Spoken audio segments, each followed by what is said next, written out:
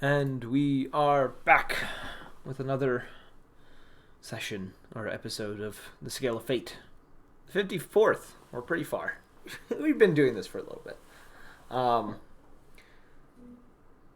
In your previous session, you all made it to the town, back to the town of Blood Gulch, where, after doing a bit of shopping and a bit of exploring, discovered a crowd standing before the sacred tavern, starts with T. And upon doing a little bit of investigating, discovering a simulacrum of the Skullhound within the tavern, which you ended up fighting in the process, burning down the sacred tree and the tavern with it.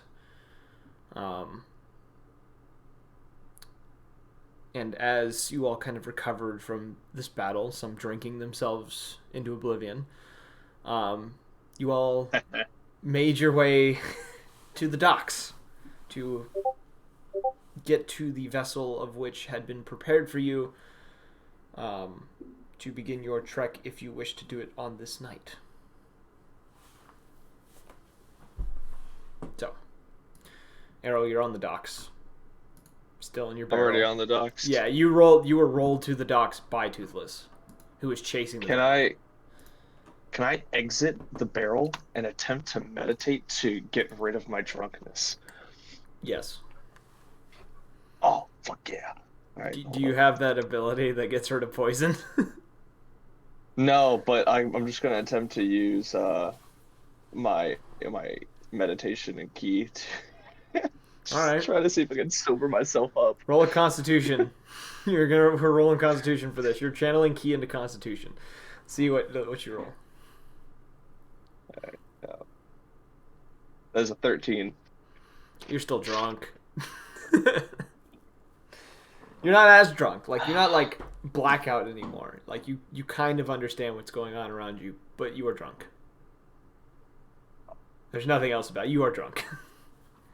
Is there anything else I could see? I'm guessing if I were to check, I'd be on disadvantage. Yeah, roll perception with disadvantage because you are drunk. First roll's a 17, second one's a 15. I'm not terrible. Not terrible. Not as great as you usually Not do, my but usual. yeah. It was a 2 and a 4. It's Plus low, but 13. not low. Like, yeah. Looking around the docks, you can see like there are a few people kind of standing on the docks.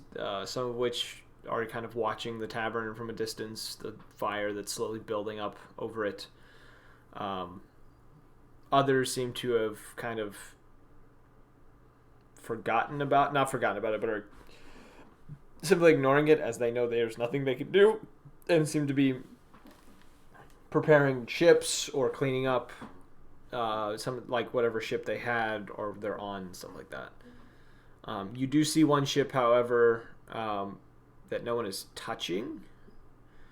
And you do notice that Sins is standing next to it.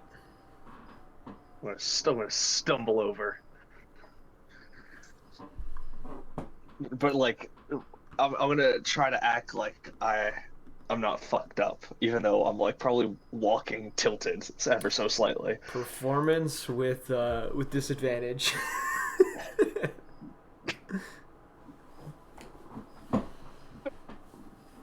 I'm a +1 on that. Good lord. First, oh yep, that's a 7. I look shit faced. You're just not even a straight line. You are stumbling everywhere, and he's just kind of watching you, kind of arms crossed, just unfazed by this. Is that our ship? It is. Mm, You a see, nice ship. it is one of the better It's, ones. it's it's made of wood. Yes. No, I'm saying this as like slightly. Yeah, he says yes. All right, we'll have to. We'll have to. We'll have to keep Journey away from that. Uh, He I'm gonna know, lie down and then I'm gonna attempt to lie down and just fall into the water. Okay, if you're trying to fall into the water, you can just fall in the water. And they're um, just like, this looks comfy. it's freezing cold. I need you to roll me a con saving throw.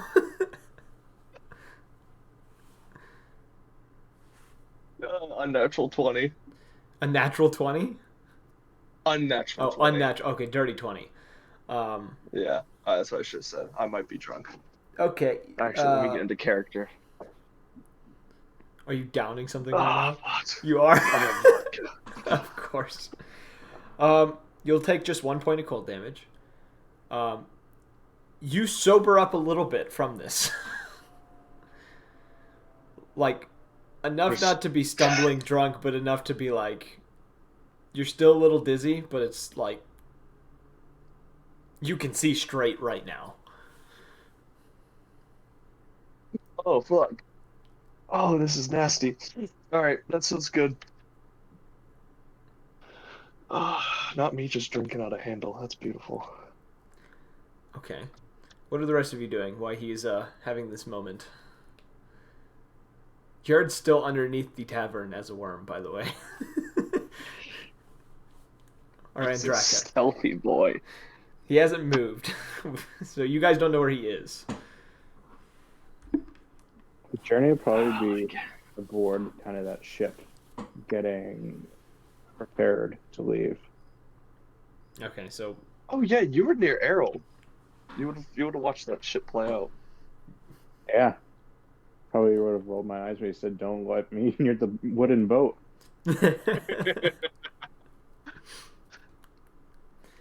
all right. Everyone else. What is everyone else doing?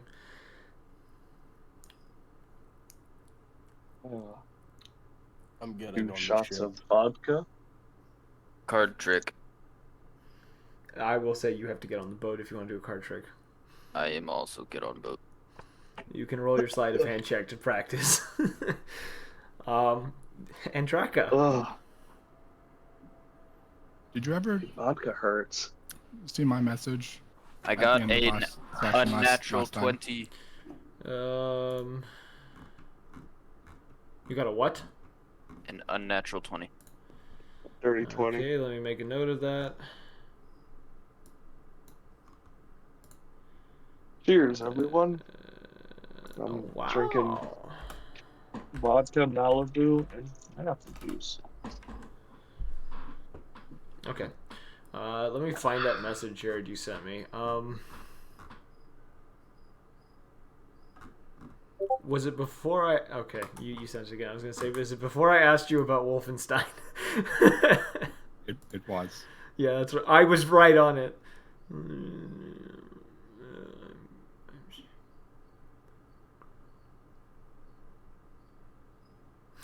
Okay. Right, I'm in character now. If you've been doing that the whole time, I'm gonna roll some integrity real quick.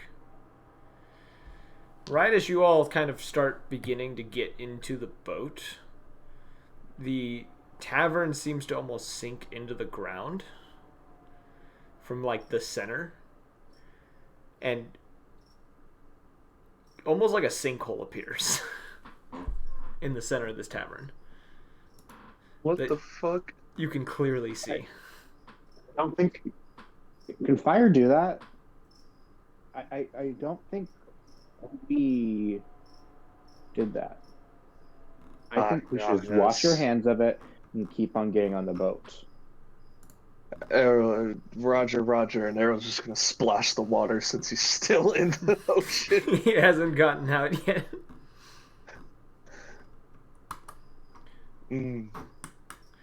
Sins will offer No, Joe you the Rogan's end of not. Sins will offer you the end of his hammer as a means of getting out. Just gonna hold on to it and just say "we" as I get lifted up. Yeah, he just lifts you out of the water and drops you onto the dock.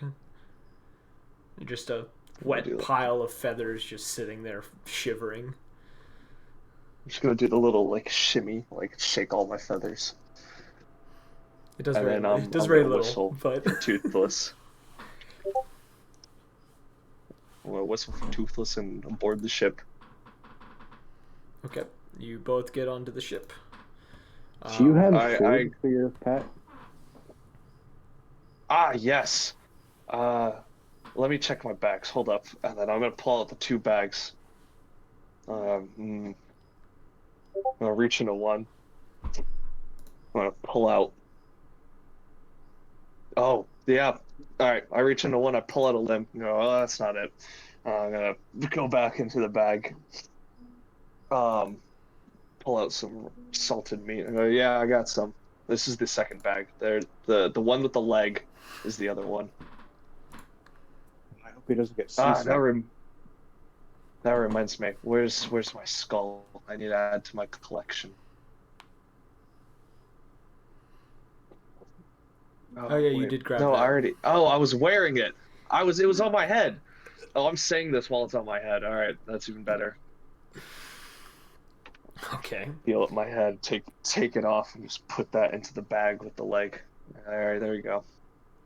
Why, do you need food? You want some meat? And I'll offer you some salted meat, Journey. I'm good.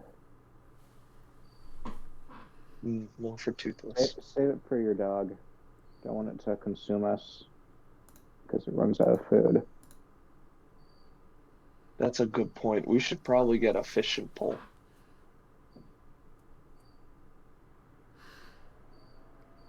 Sins kind of rolls his eyes and he kind of walks off a little bit. Just kind of goes further down the dock. Where is he going? And the dock. I was just gonna look up at you and go, really? No way. Well, you're so short. I wasn't able to tell if you had line of sight. So I'll let that one slide. You still burnt the tree, though.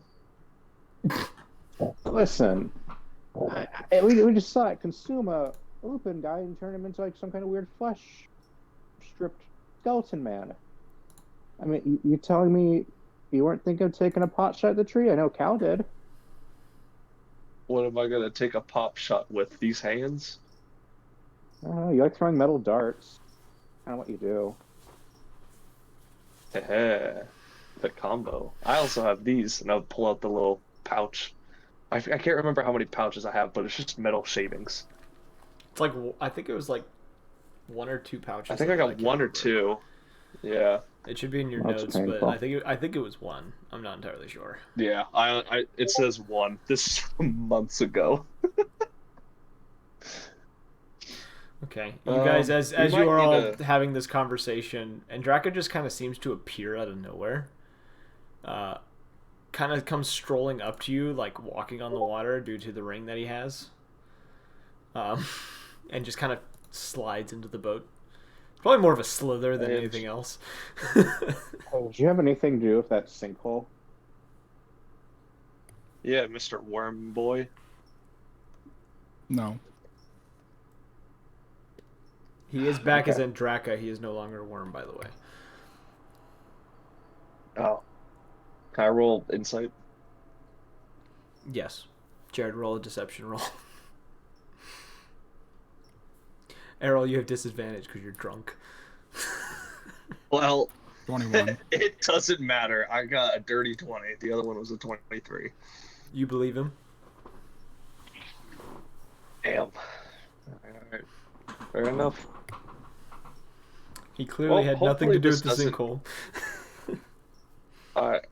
Hopefully this doesn't bring complete chaos to the realm, since this was their main reason for coming back and everything.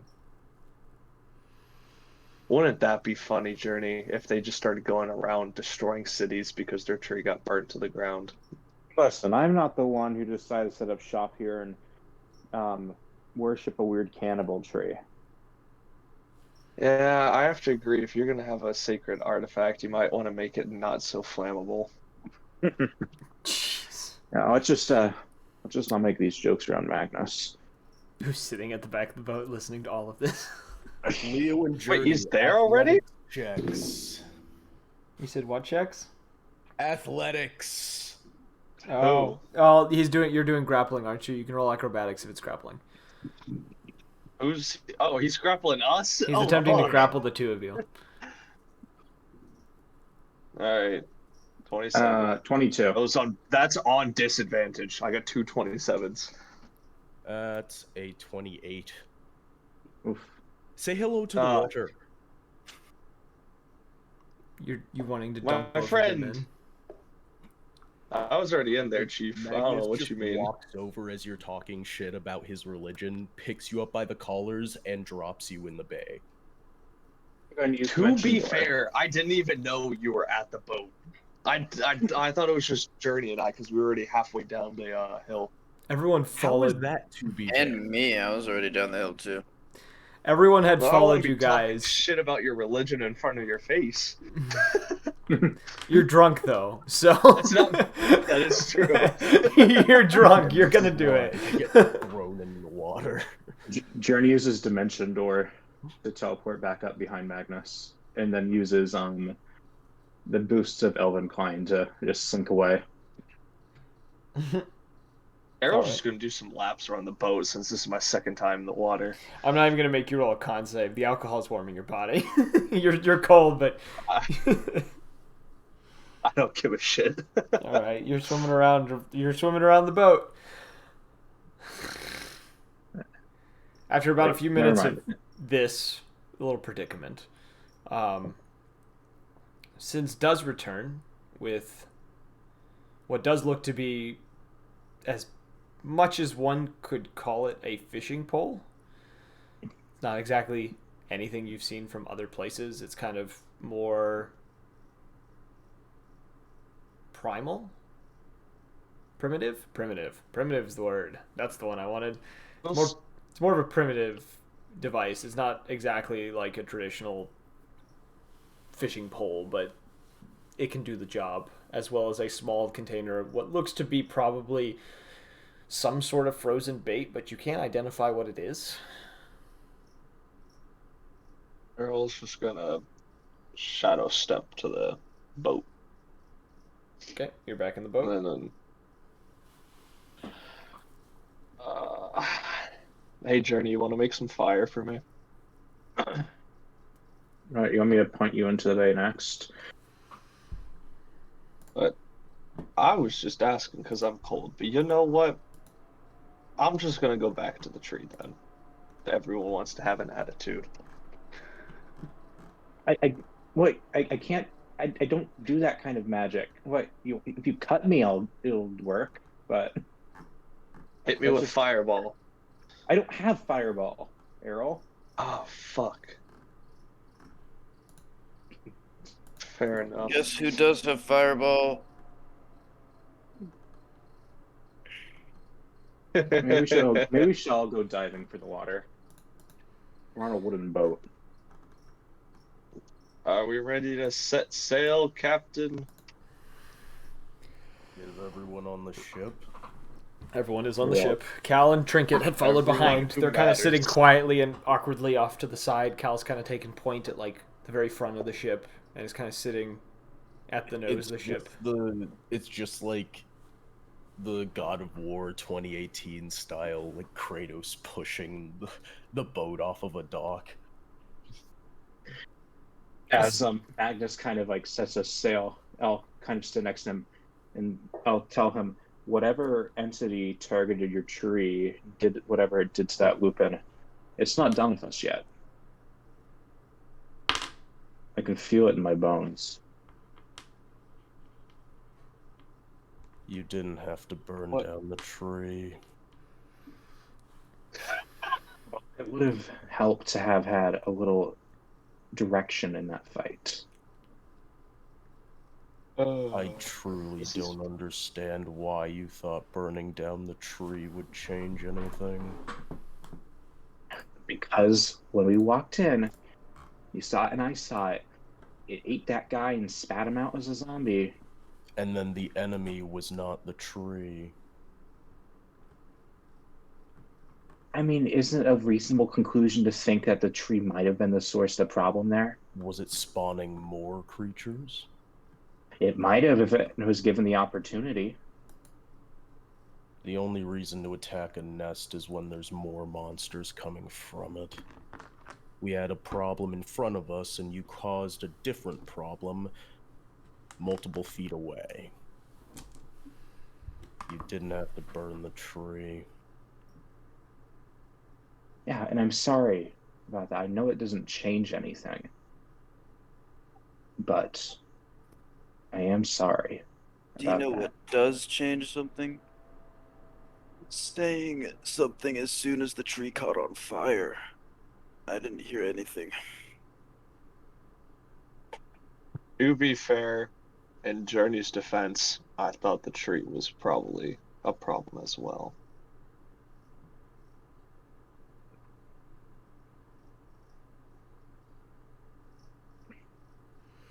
Just putting that out there. As soon as you took down that creature,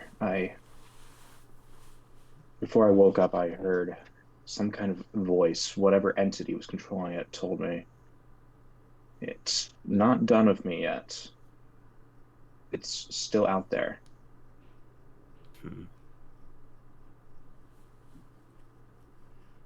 The demonic tree isn't special.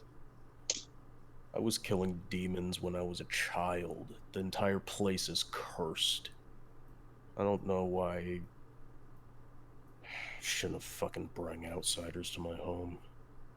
Are you at least a little bit curious, like, why whatever entity was using the tree as a vessel planted that tree all those centuries ago?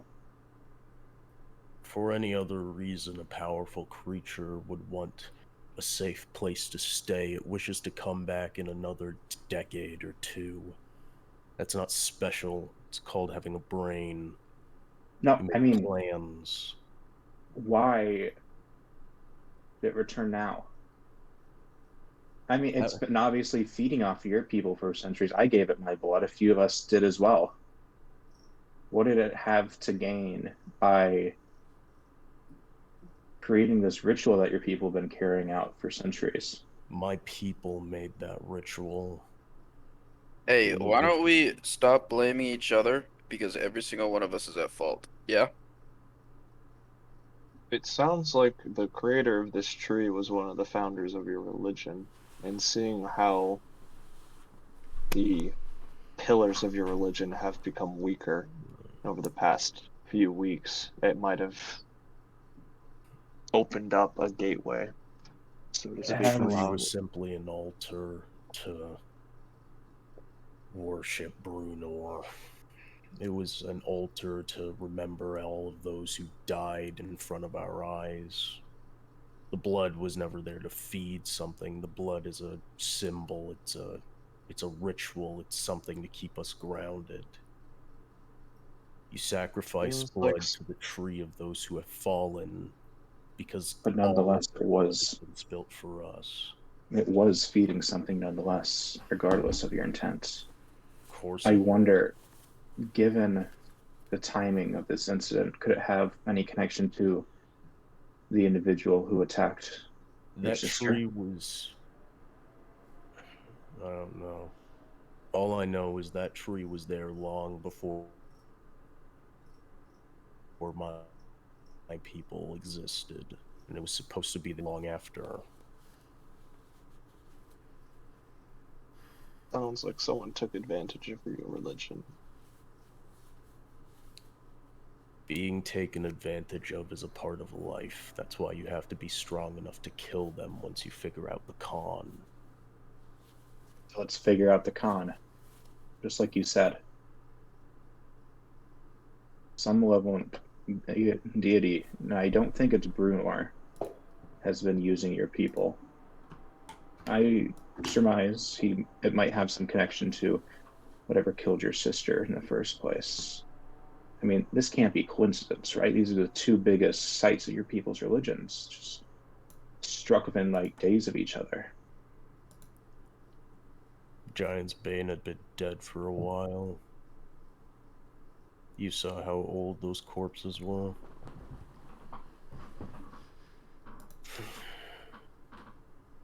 But wasn't the tree weird when we got here? It wasn't We've the been same here kind for of a weird. couple weeks. It was being watched or something, but nothing specific of the tree itself. Someone had left a rune there. An outsider. An outsider. Watching Well, them. Two, based on the description we got of whoever The was outsiders responsible for we the met, incident at Giant Spain, I think No. it might have been them. the ones who carved whatever it was on the tree, it was those two we met in the Outlands. The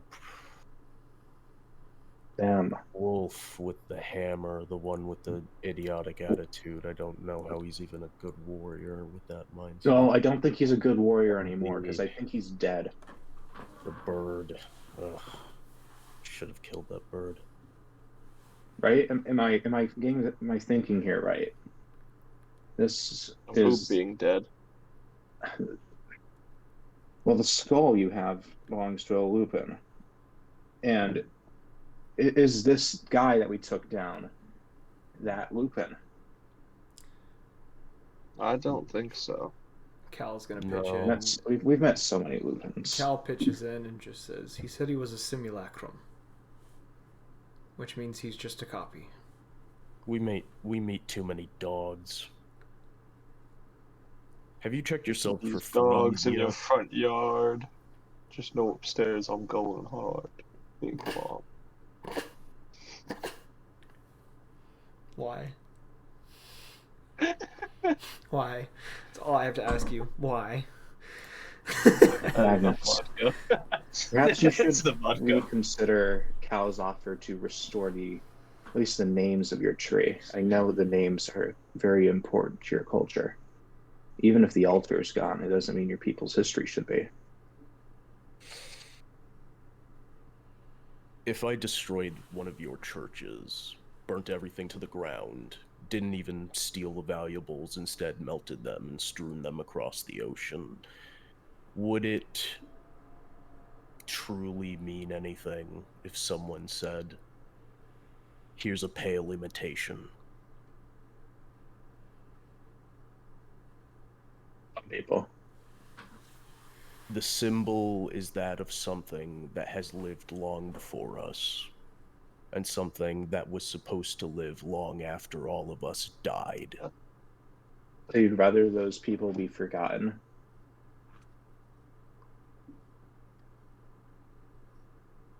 I don't expect you to understand my culture. I'm not trying to. Not anymore. Alright. Errol's climbing up to the crow's nest. I just picture Errol just say alright and then climb. That's all I'm picturing. Yep. Alright. I'll try to convince you that you shouldn't worship Brunor, but you're not the only people who've been touched by his influence. And your people have gotten off a lot luckier than mine have. We are the chosen of a god who wishes to fight, because war is the most pure form of life. So is my bloodline once upon a time. Then you have lost yourself. No, he abandoned us. War abandons no one. Violence yet- is simply a fact of life. Yet the trees and everything else is gone. But Errol's just saying that to himself.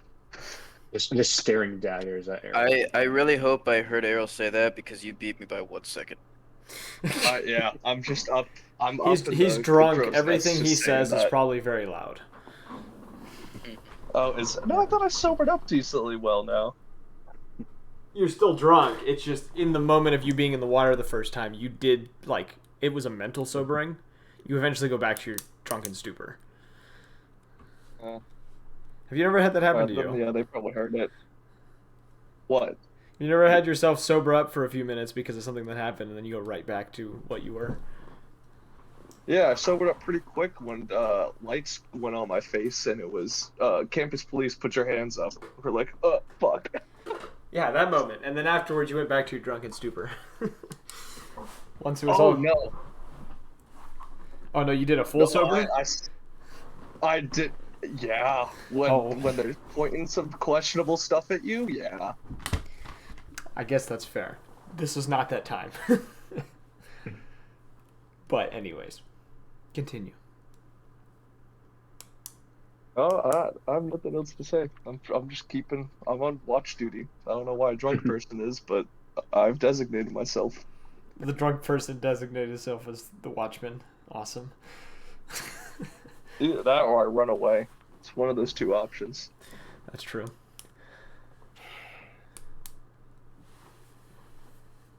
Well, anyone outside my people this, but my family's infernal bloodline began with Brunor himself. We Norn's pretty powerful sorcerers and warlocks, but that was centuries ago. I don't know if we're any better for having made that decision. In your life, you chose heresy. It's not heresy. I know there is no correct path through life.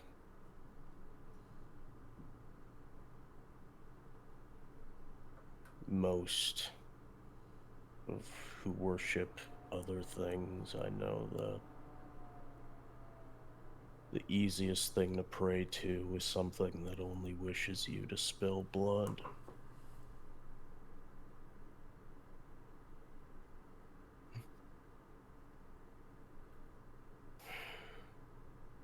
We stand to gain by spilling the blood in the name of gods anyway. It gives you an excuse to do what you love.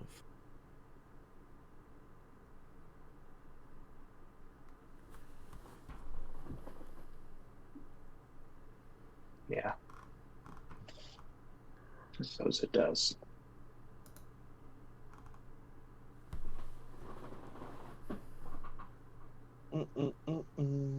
At this point, Journey's going to find a cabin.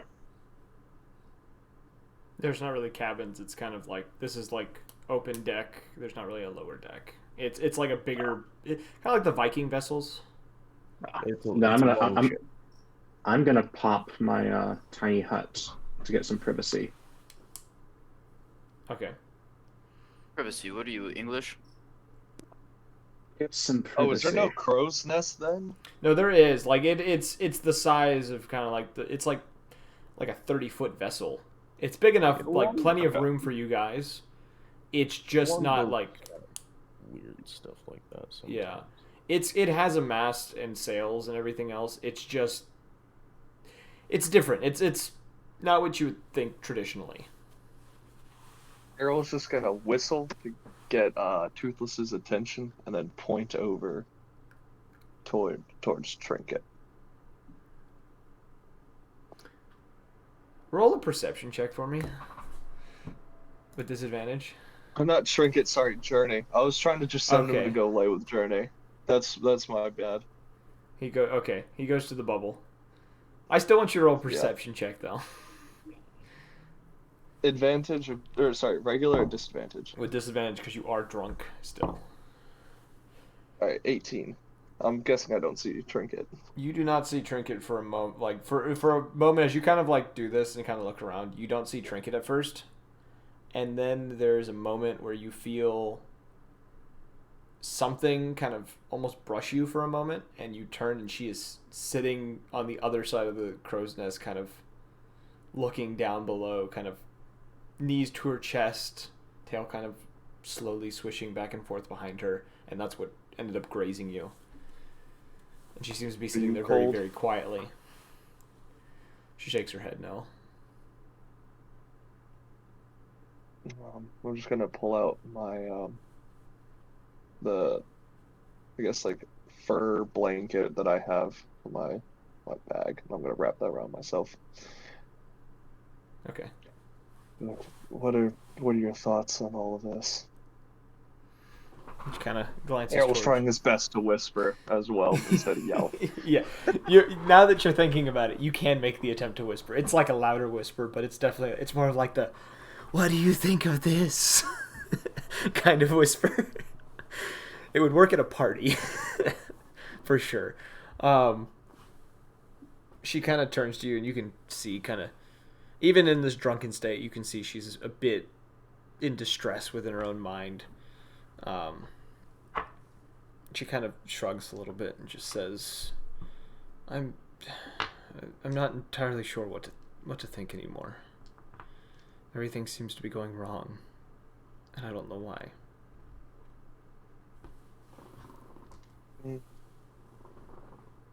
I've lived one of those days. It doesn't seem like anyone's having a good time, especially with that floating island. Seems as though we're at the end of the times. I just pray that that's not true. Same here, sister. Same here. She kind of. Arrows. Oh, what are you gonna do?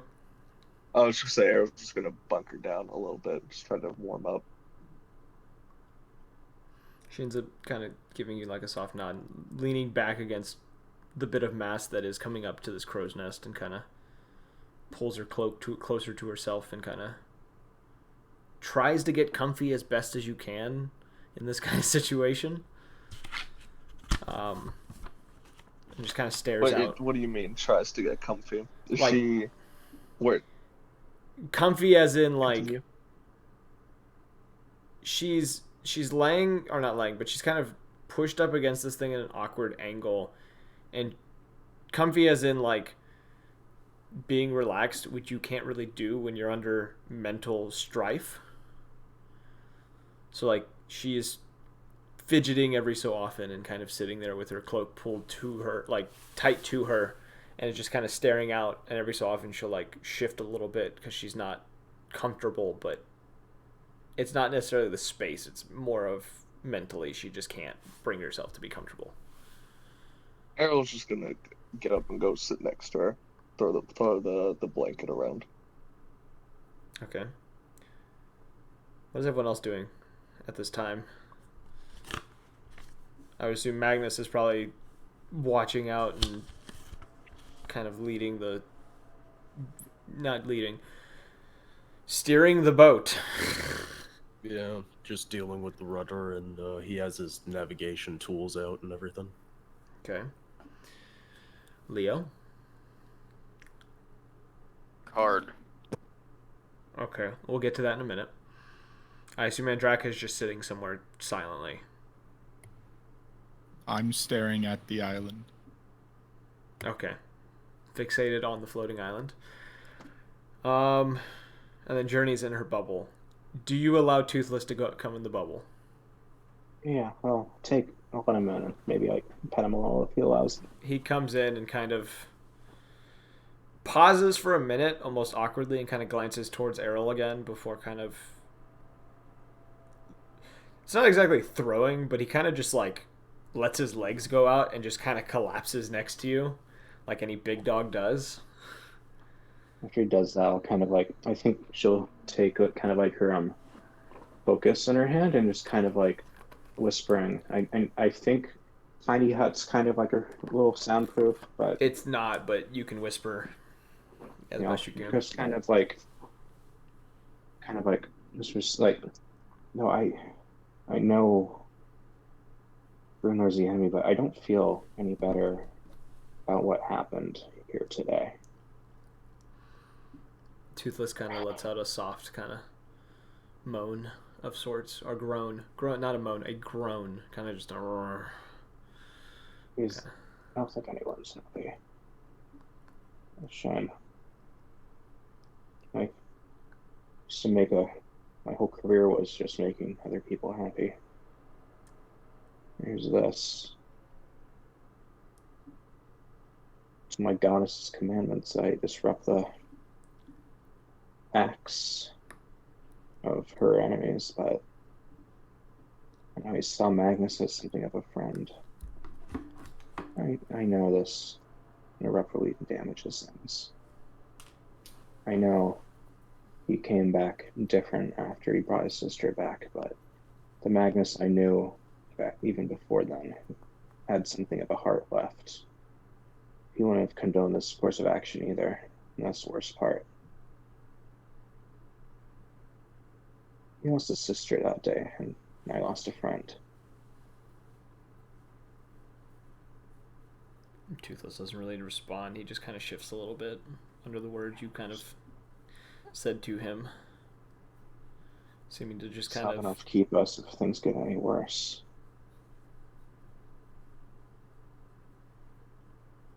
All right. As you all kind of relax the best you can, or do the task that you have selected for yourselves during the time. Leo, roll me like 3 sleight of hand checks. 3, you say? Yes, and Cal kind of keeping to himself near the front of the boat, kind of on occasion pulling out his tarot cards and flipping through them for a moment. I got a 12, nat 20, and 8. 12, not 20, and an 8. Okay, I'll make a note.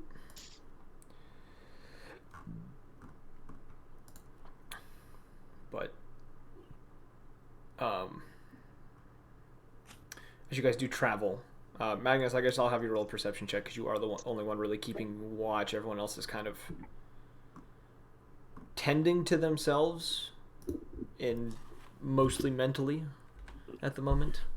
Can I get any bonuses because I have proficiency in water vehicles and or navigators tools?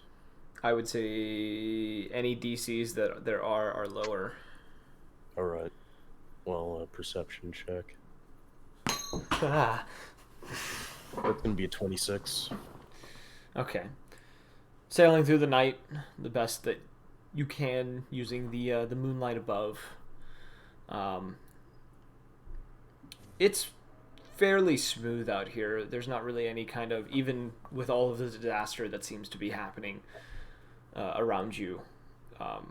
This first night seems to be very calm and relaxed. You don't hear any noises. You just hear the ocean shifting ever so slightly under the boat. Every so often, a soft breeze blowing through.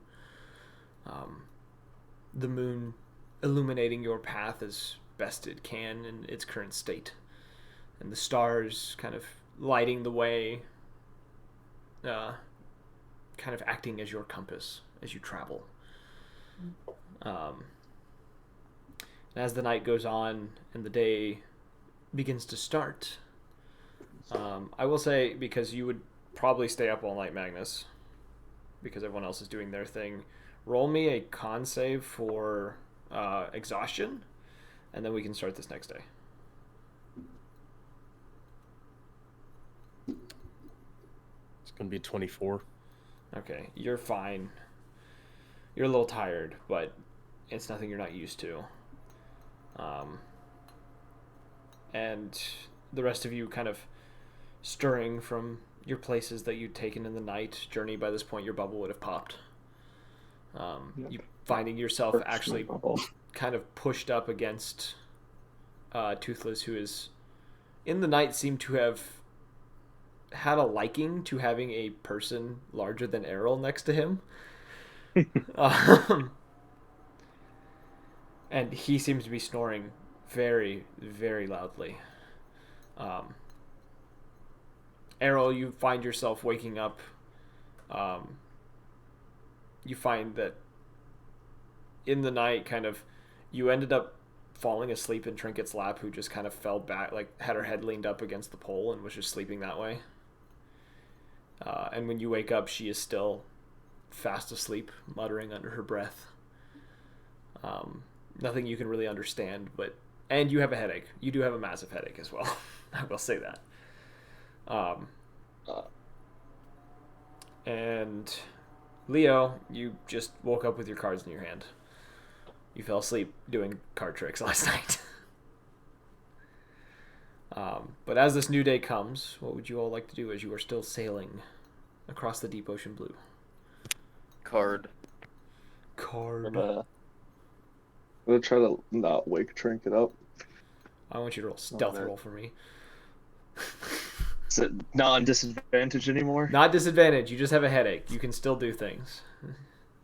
Let's go. All right. 22. She doesn't even move. You kind of abandon the blanket that you kind of wrapped about both of you and kind of slip away from her without her even stirring the slightest. I'll glide down and see if Toothless is awake. He is snoring. You could hear him before you came down. As you kind of jump over the side of the mast, you hear just the loud, guttural snores of this beast. Well, how early is it? The sun is just rising. Okay. I'll leave him be then. He doesn't eat breakfast yet. I'm just gonna go check in on Magnus. Okay, you find Magnus still steering the boat. His navigational tools laid out next to him. And you can definitely tell he's a little tired. He's not exhausted by any means, but he does a little bit of bags under his eyes, tiny bit. Eyes are not as open as usual, but he still seems just as aware as normal. Would I be able to send him key through contact and see if that'll help at all? Acid skin.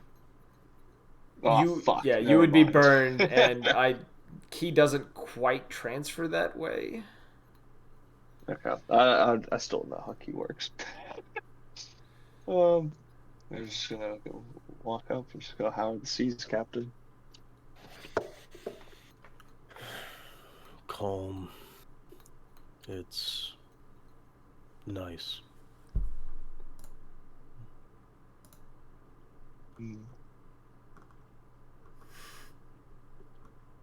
It looks pretty this morning, the way the sun reflects off of it.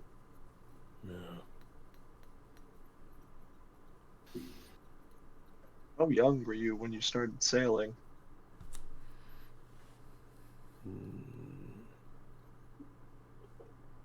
11, 12 winters, maybe. 13 was when I first killed a man. I almost drowned in 14 winters. That's when I learned to breathe. Well, under the water at least. These are like your second home. Water is very important to both myself and some of the more archaic points of my religion. And what would those be? Brunor is worshipped because we value strength. Brunor is worshipped because we value... We needed to be strong to survive. That was our lives. You only have one thing, and it has to be eternal. And when it is lost, it is gone forever. So you fight tooth and nail and slaughter everything that tries to take it from you. For a very short time, there was a before Brunor. It was a time when we worshipped animal spirits. There's not much known about that time except what some of them stood for. The eel was the spirit of the water, respected for how crafty it was, for how sly and intelligent it was within its own domain. Rippers are so special to certain older raiders back home because before Brunor, the closest thing to a war god we had was Wolf. It's what they called the moon. They always said it was the left eye of Wolf. Wolf was the belief of killing the weak. and proving that you're strong. So your people are kind of like the rocks on the coastline, getting harder and stronger to withstand the constant shipping away of both the ocean and the rest of the world. To live in a place like that, you have to be strong. Demons, dragons, monsters of all kinds. We don't build the walls to protect ourselves. We learn to fight to protect ourselves. We build the walls to protect whoever find themselves on our shores. We don't bar outsiders from our lands. We welcome anyone who wishes to prove themselves a competent warrior. We allow them to join, to be one of us, but it hurts us more than it helps.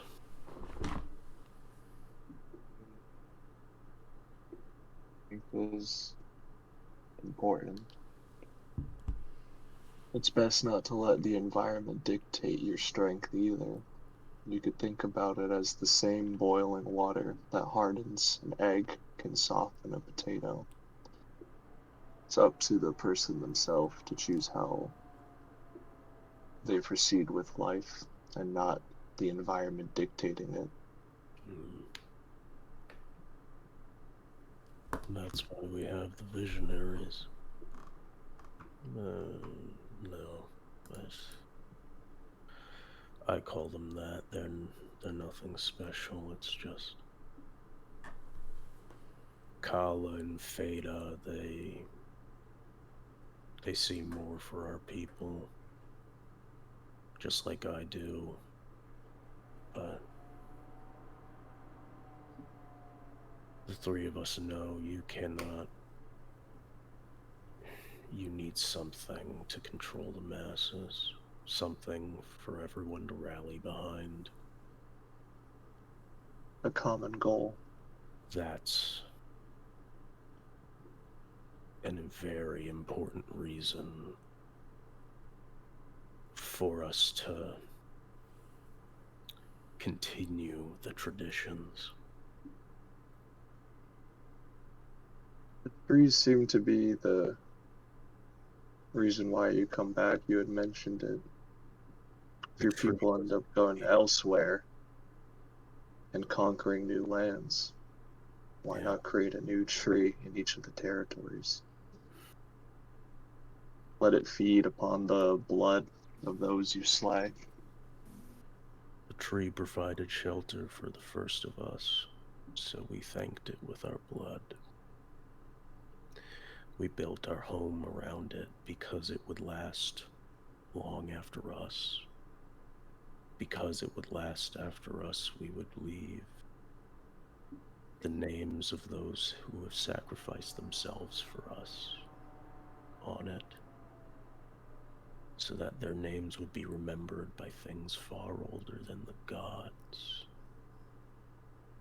This can symbolize protection, but they're also a symbol of growth.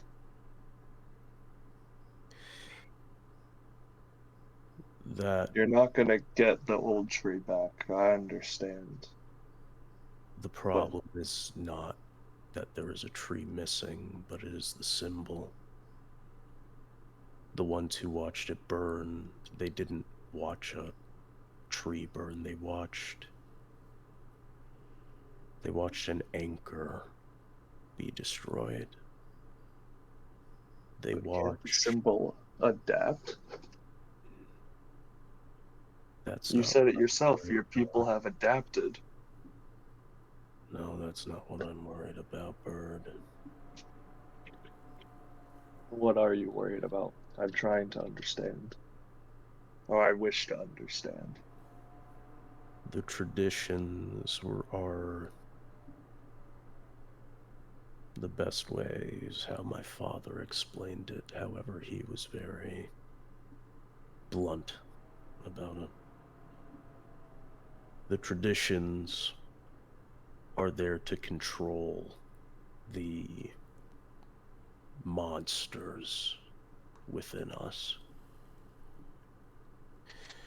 The tradition of coming back to carve the names of the fallen in that tree is not simply to respect the dead, but it is also so that we do not go out and seek revenge for the world. It's not simply that we lost an altar. Every single raider on that continent has lost a reason to stop ripping and tearing until there's nothing left. If that's the case, with the world we're currently in, maybe a little less control is needed. Tightening of the restraints, so to speak. I do not know the nature of the magic of which the tree truly was, but maybe sacrificing the blood even placated the masses just a little bit. I don't know how I have been so docile since I've met these travelers so long. It feels like a long time ago, but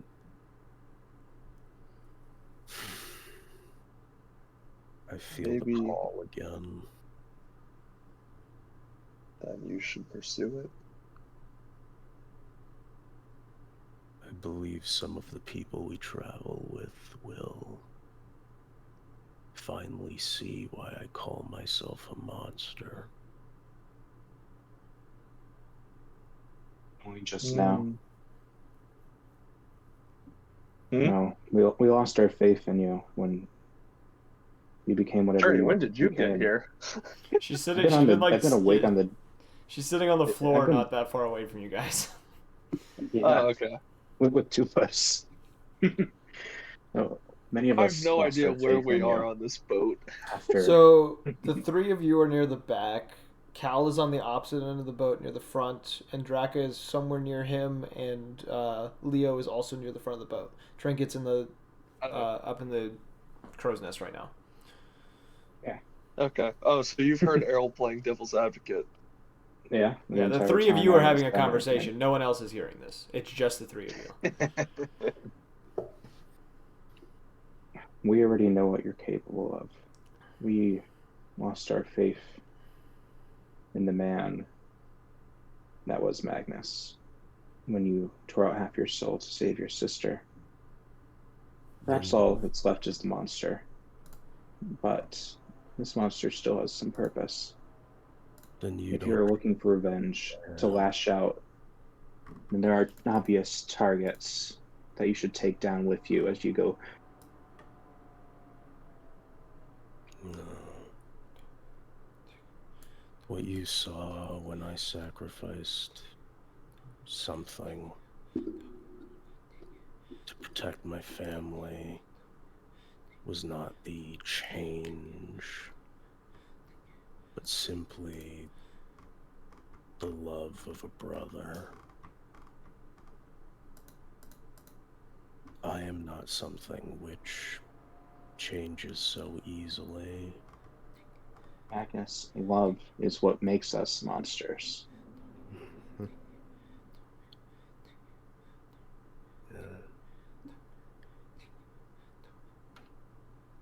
I don't know what you saw when we first met, but I can assure you, everything I am now is everything I was then. Yes, I think I'm coming to see that now. Maybe it's time to cleanse the world.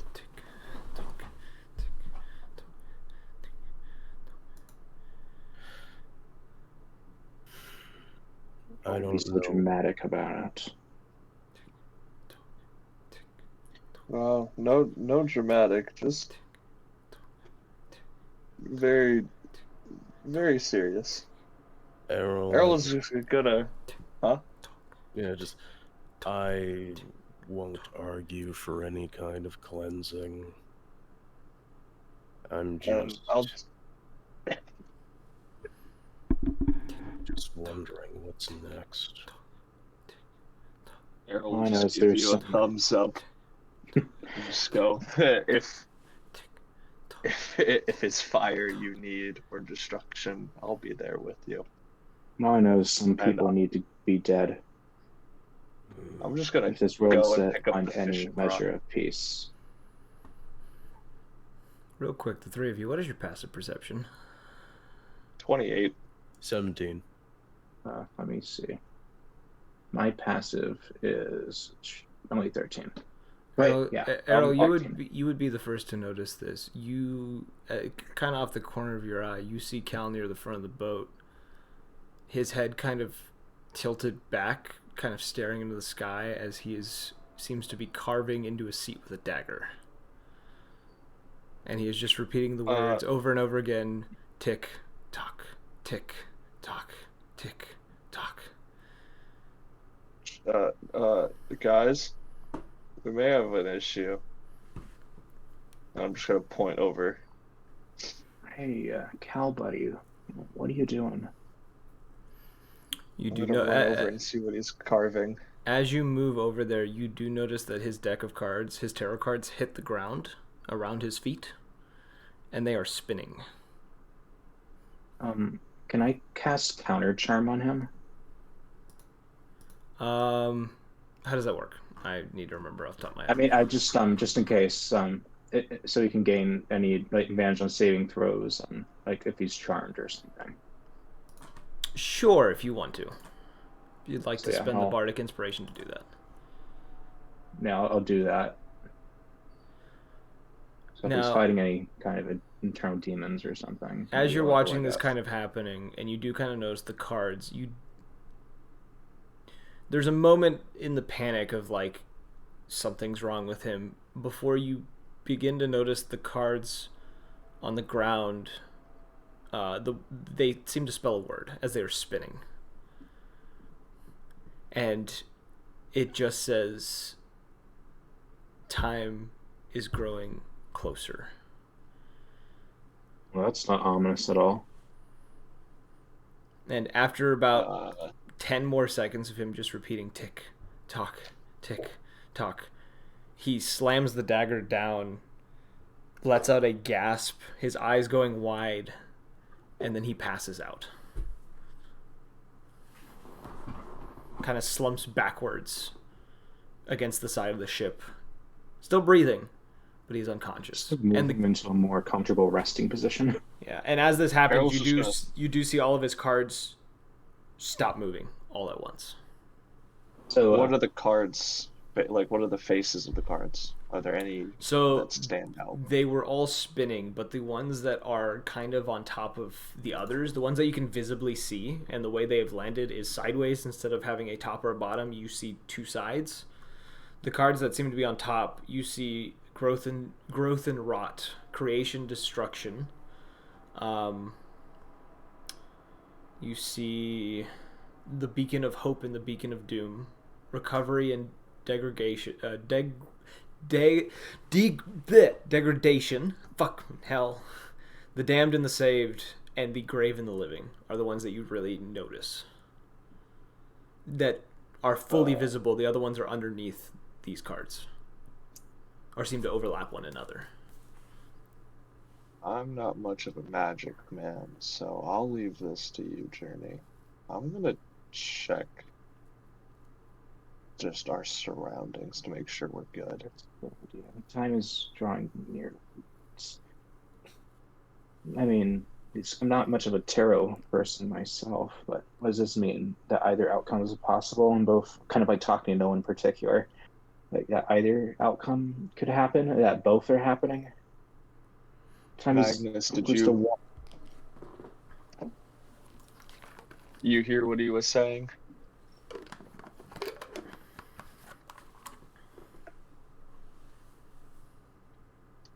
take that as a no. Arrow's gonna go. How fast is the boat moving?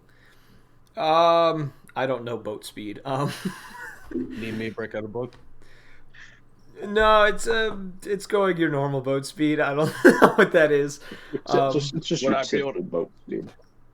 Would I be able to keep up? With I would my say flight yes. speed? I would say with your flight speed, you could definitely keep up. All right, Arrow's just gonna take flight and check our surroundings. Okay. And Journey, as you kind of like reposition Cal to be in a better spot, you do kind of get a better look at these carvings in the seat. They seem to be written in a mixture of languages. You see, what languages do you speak, Journey? Only common and infernal. Anyone who's nearby, what do you speak and read? Spoke Sylvan and Common. Giant. Common. Okay. You can't read most of this. There are a few things in common that are written. It seems he's been carving for some time and no one has noticed. You do see one of the phrases that is in common. Simply says he wants this to happen. Another that you see says it's only a matter of time. And you do notice in one spot that you see the word TikTok written over and over again near the center of the seat. And you assume the words around it, which seem to be in similar amount of syllables and such, in different languages, also seem to probably say the same thing. You're not entirely sure, but they do seem... He seems to have been writing messages that weren't necessarily his own. If that makes sense. That's what this means, Magnus.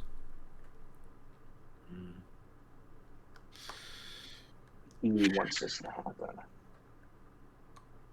I mean, I can only guess that this alludes to some entity pulling the strings, but behind all the troubles we've been facing. Many That'd things be happened. I don't know what exactly it would have wanted to happen.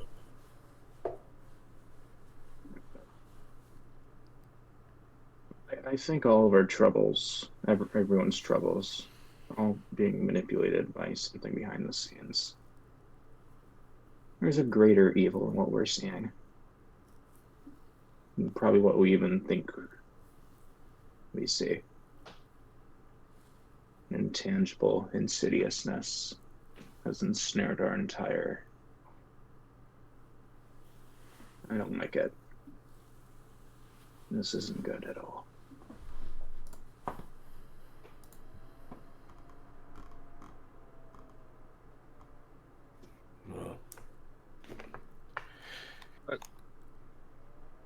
Do I see anything out of ordinary? It's a clear day. You don't notice anything flying about, looking around. It's just a very, very smooth ocean. Nice cool breezes coming through every so often, but other than that, nothing out of the ordinary. Everything that's happening, it's just too much coincidence. The war between Sarstag and Almoria, the happenings in the Outlands, those people we met in the Outlands coming here in the first place, the dragons, what happened to your sister, and then the tree, it's all connected.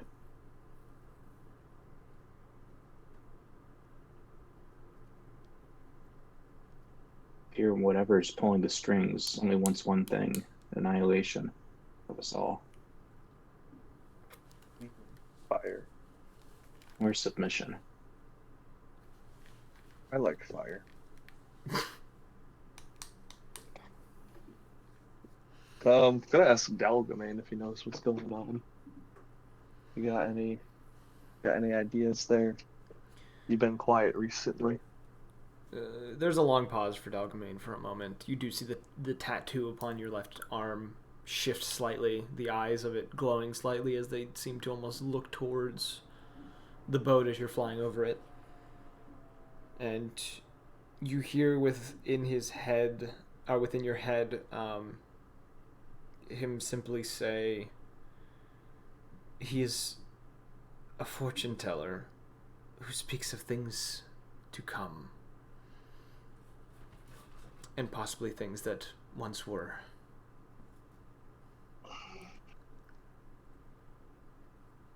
By the way, since you've grown, has our contract changed at all? Not yet, but I have a feeling that something may come about it in the future. Something that will benefit both of us.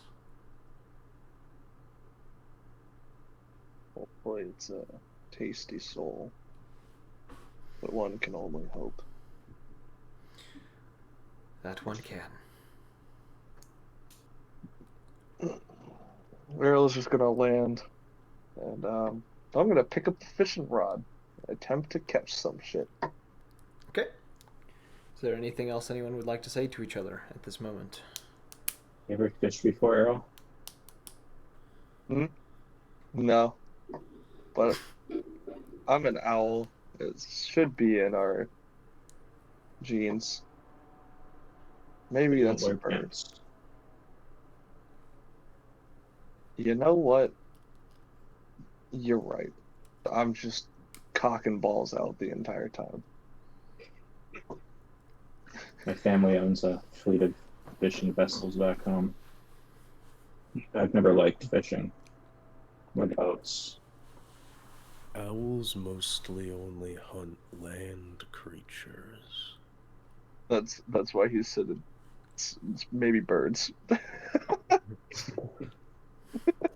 Are you sure Yeah. you're the one who should be fishing? I do have a wicked headache, but yeah, fuck it. What's the worst that can happen? I pull up a dead body. Never know. I can add to my collection then. Errol's just gonna cast the rod with the bait. Okay. So that's survival check. Sure, we'll have a survival check. Actually, yeah, you can do survival. You don't have to necessarily 29. That is a nat 20. Wow. All right. You seem to be a goddamn natural at this fishing thing. I did use Whispers of the Dead to get proficiency. Figured as such. Okay. Throughout the day, you find yourself catching a number of sizable fish. A few times nearly getting yourself dragged in because of the size of the fish.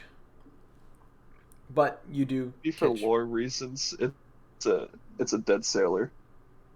It's a dead sailor. Well, that's Yeah. how the Yeah. You got the help spirit. with Yeah. spirits. Well, it'd be Dalgamane who Dead probably sailor, dead fisherman. it's Dalgamane who probably consumed a spirit of a sailor at some point. So. Oh fuck. Anyways, as you So all, I'm just catching fish.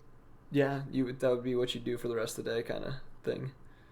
The rest of you kind of keeping to yourselves through the day after the little incident. Probably, I would assume, Journey taking care of Cal, making sure he's fine. Trinket eventually coming down and joining the rest of you, kind of keeping quiet to herself. Just kind of either sitting off by herself or sitting. She kind of positions herself kind of next to Errol after a while and just kind of sits a few feet from him as he's fishing. Errol's just gonna be whistling while I'm doing it. I'm just picturing the Mickey Mouse driving the steamboat animation, that whistle. That's the whistle I'm thinking of. Mm-hmm. That's the 100% what I'm thinking that's of. what I had in mind as well. Okay. That is the exact image I had in mind. Just that on the side of a boat. Just. Yep. 100%. Okay, at least we're on the same page. It proves that we grew up on the same stuff. Exactly. Leo, if you'd like to roll some more, I'll let you do 2 more sleight of hand checks for your little gimmick. Um, though Just as shout the day out. kind of goes on, nothing really happens. It's clear seas, clear skies, um, very calm waters. Journey as you kind of stay by Cal's side over time. He doesn't seem to stir for most of the day. Kind of nearing the end of the day, you do begin to realize that he is almost running a fever and seems to groan and grunt in his sleep, uh, almost as if having nightmares that he can't wake from. You hear him mutter in his sleep, kind of make odd faces, things of as if he is seeing things of terror or irritation, or experiencing some sort of anger from something. It's mixed emotions. Whatever is happening to him mentally seems to be causing a degree of discomfort and strife within his mind. I'm gonna bless him. I got 2 fails, by the way. 2 fails. Okay. Yeah, I'm gonna buff him with bless. Okay. As the night begins to come upon all of you, what will all of you be doing as night falls? Before that, could we figure out how to cook the fish? Or can we just eat that raw? Most fish you can eat raw, actually, believe it or not. And because it's not the real world, there's not mercury in the fish. Alright, I'm feeding Toothless. I'd give him some fish. I'd Yeah. just pull out one of my I would say you would have one of caught my, like a number of daggers. like deep sea bass and other things. Maybe a tuna or two. Like not like the big like 1,000-pound ones, but you caught a pretty decent sized one that would feed pretty much most of you with just one of them. So if he's kind of like, if Cal was in kind of like a big mental battle right now, kind of himself, what do you think that would be like he'd need a buff to his wisdom? Probably. I'm not gonna say anything. Well, I'm gonna give Cal enhanced ability, Owl's wisdom to give him advantage on wisdom checks. Okay. Ow. Yeah. Yeah, Okay. I'm just gonna be going around making sure everyone's fed. I'll bring Magnus over food. Okay. All of you receive cut up fish that Errol got a hold of and filleted himself. Pretty much like eating Yes. sushi. It's eating sushi without the rice and the grains and anything else. It's just the fish. There's some magical beads. Pretend it's rice. I'm gonna poison mine, and then I'm gonna roll my con save. Yep, roll your con save.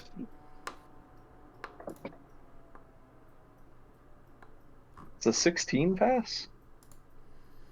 Um, Let me look at the poison vial stat.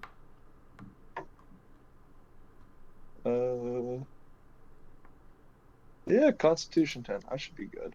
yeah, you succeed. Okay.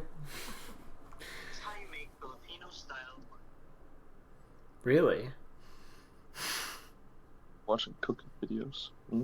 On fish?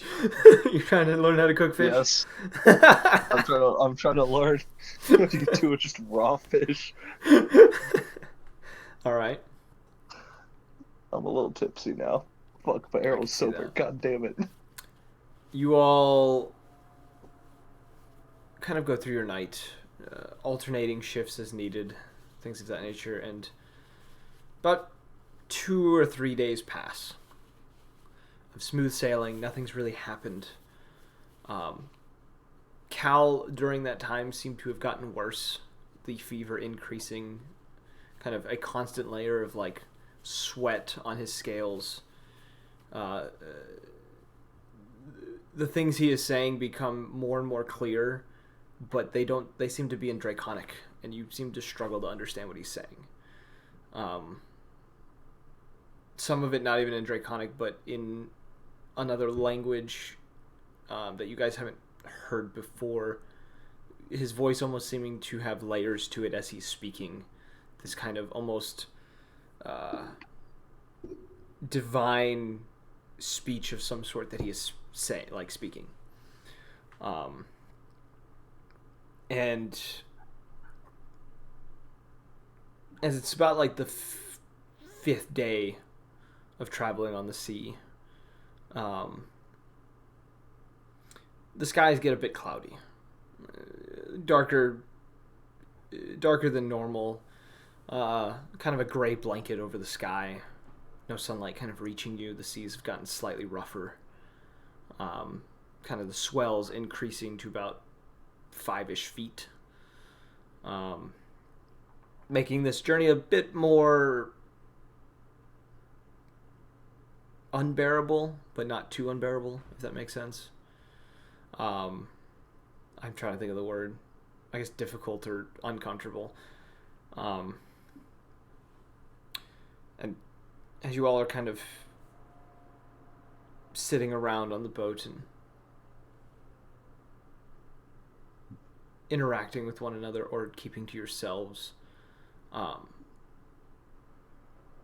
you all kind of feel the same sensation at the same time. Kind of this unnerving aura of some sort. Those of you with fur, the hairs or feathers on the back of your neck stand up on end. Chills kind of roll down your spine. You're not entirely sure what is happening.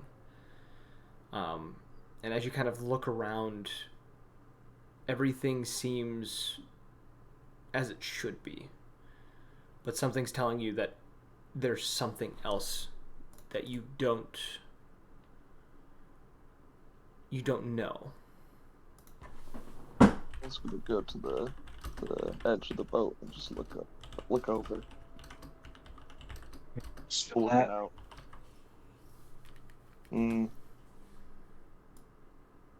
Something's not right.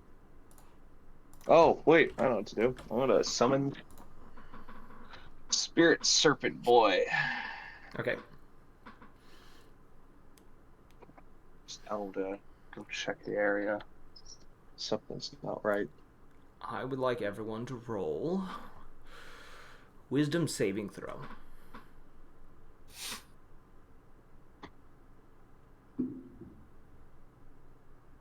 Should be proficient in this. 19. 14. 16. 16. Fuck me, I got a 12. 12. And Draka? 15. 15. Okay. Magnus. You, kind of looking around, begin to notice kind of movement in the waters. The rest of you don't see this. And the waters almost seem darker than they did before. And it's strange. You're not entirely sure why it feels this way. And as you kind of move towards the edge of the boat, all of you would hear this voice that simply just mutters, "Let me into your minds, and I will show you what you want to see."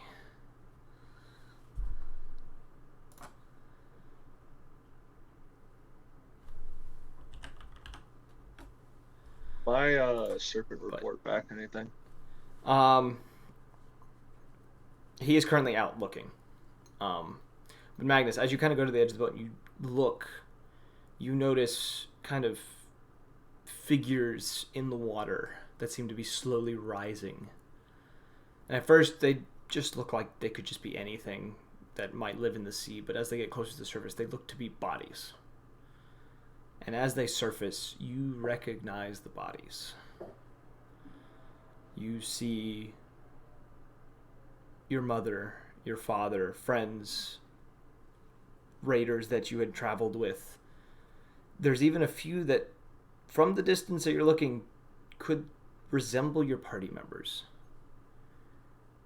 Magnus just like kind of sets himself back up on the rudder, and he's just gonna focus on setting up the sail and the rudder to get us, just keep us on course as fast as possible. Okay. The rest of you, as this whisper enters your mind, and you begin to look around, all of you kind of facing the starboard side of the ship, you feel an unsettling presence on the opposite end. And as you all turn, the rest of you see a giant, semi-corporeal serpent, its head rising roughly 60 or so feet above the water, the rest of its body disappearing deep into the depths. And it looks at you with these strange, draconic eyes, very similar to that tabaxi that you fought several weeks before. Jaren's just pointing at, like, it's all connected. I need you all to roll initiative. That's a big snake. Oh. Snake. Why'd it have to be snakes? Snake. Hey. 22. Oh, Colonel. Okay. 16. 22. And I will say, Magnus, you cannot see the snake. Andraka and Leo, so I got 16 for Journey. 12. Okay, Andraka. There's trinket on the order. Near the bottom. Leo? At 1. Awesome. Makes my life easy to put you just right at the bottom of the list. I don't have to squeeze you in anywhere. Okay. All right. As this creature seems to hiss in your direction, Errol, it is your turn. Man, what the fuck am I supposed to do? It's about 60 feet from the boat, by the way. It's not in range yet. Errol's just gonna yell at it, just, you spooky bitch, you're gonna catch these hands when you get closer. And I'm gonna save my action. It almost seems to grin at you. Or snicker. I'm gonna flick it off. Magnus, you watch Errol just yell this to an empty ocean. I would assume you just keep driving the boat, but Yeah, no, it's just like, as long as there's nothing in front of, like, Magnus is just thinking this is some fucking, like, the ocean is a dangerous fucking place. This is a trick anyway. Just keep going. I do not recognize the bodies in the water. I do not recognize the fucking bodies. I can just picture Magnus muttering that. I don't recognize the bodies. I don't recognize the bodies. Magnus, why are you driving the boat into the giant sea serpent? It's to the left. It's What to do you mean? The It's to the right. right of the boat. Oh, left. Yeah. Left. I don't remember the it's sides. left. You're right. Why are you still driving that general direction? No, he's driving up past it. He's driving, like past it, but it seems to be like keeping in pace with the ship without moving. You watch as this entity chuckles in this very deep chuckle that all of you hear within your minds. And I need everyone to roll a Constitution saving throw. All of you. Including Magnus. You should be good at this. You said Constitution. Constitution 18. saving throw. Dirty 20. I sent you a message. Just checking something. 17. It's gonna be a 26. Hold up. 4. Suck on that. All right. Okay, Everyone thanks. but Magnus takes 40 damage of psychic damage. Good God. Wait, the As- DC was over 20? As all of you, yes. As this creature exhales this shadowy purple mist that seems to overtake the boat. And all of you are considered frightened, except for Magnus. Magnus is fine. Yeah, you are all considered frightened. It is now Journey's turn. Well, considering this got heavily damaged, I'm going to cast Aura of Vitality at the 6th level.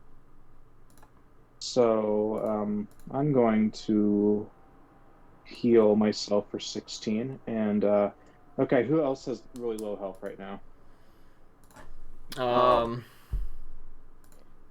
Whoever needs to speak.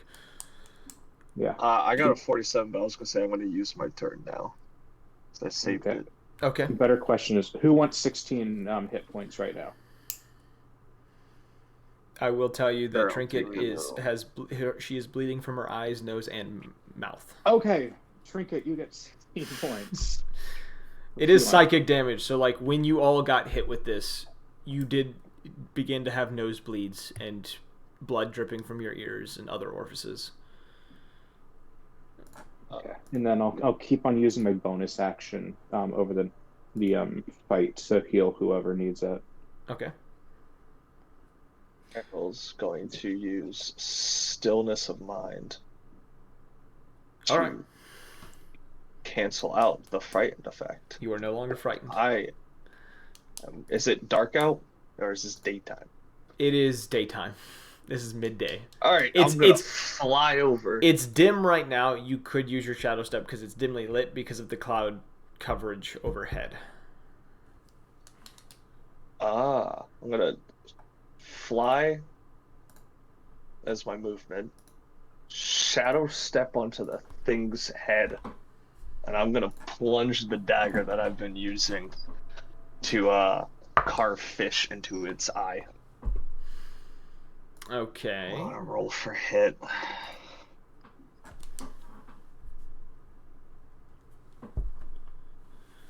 That is a dirty 20. A dirty 20. That hits. I stab it in the eye, and then my second action, I'm gonna. Is its mouth? Does it roar at all in response? You roll the damage real quick. While I'm Oh yeah, I explaining forgot this. to do damage. My bad. As you do this, it ever so slightly winces. And kind of when you stab at it, it's kind of strange. You don't feel like you make contact with anything, but at the same time you feel yourself cut through something. It's strange because of its current state of being. It's semi-corporeal in some way. So it's like you're hitting it, but you feel like you're not hitting it at the same time.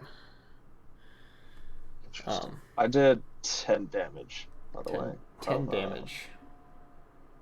Oh yeah, this is your new weapon. I was like, what knife is he using? Yeah, that was Okay. a little fucking sickle to the brain. I'm gonna hop. No, actually, I'm staying on its fucking head. I'm casting poison spray. You spray this, It and just needs to make it seems to pass through it. Errol's just gonna shout out. It has some freaky ghost fuckery going on. And that's the end of my turn. All right. Journey. Now, yes. I'm back Wait. already. No. Andraka. Fuck. Sorry. Throwing orders all out of the place. Errol, by the way, yeah, you that's do my go bad. after Journey now. Is the new initiative that you took.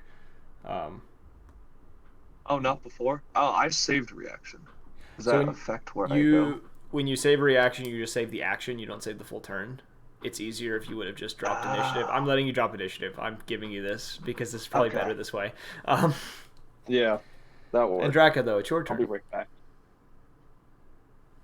Fill me in on what happens. I am going to summon the pepper box, and I'm going to shoot at it. Okay. Roll an attack. 23. That hits. I forgot you had the pepper box. You haven't used it in so long. This is the first time I'm using it. That's right. You got it, never used it. You attuned to it and did all your shit with it and never used it. Hey, no moment like the present, right? Yeah. I never read how the extra so that's 14 piercing and then 6 lightning damage. I think it's. Do you roll a d6 for what damage is done? I did, but you didn't number them, so I just. Whatever's the sixth one on the list. Here, I had a 5, so it was number 5. Okay, then the fifth which is one. lightning. Yeah. Yes, you do lightning damage. Lightning bolt. Lightning bolt. If anyone's wondering, that's a payday. That's a payday reference. I'm double checking your box. I thought I did label. I guess I didn't number them. Yeah, that they're supposed to be numbered in that order. I don't know why it's not numbered. I swore I did it, but I might just be wrong. Yeah. So you said how much lightning damage? 6. 6. Pretty solid amount. Okay. It's Trinket's turn. Who, in her panic, is going to... She is going to cast... She's going to cast a magic missile. Because she doesn't know what else to do. She is going to inflict 12 points of force damage.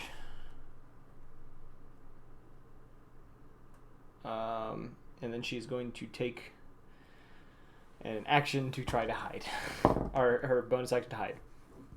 She's not going to do a good job because she's panicking. Shit, I should have used Hellish Rebuke.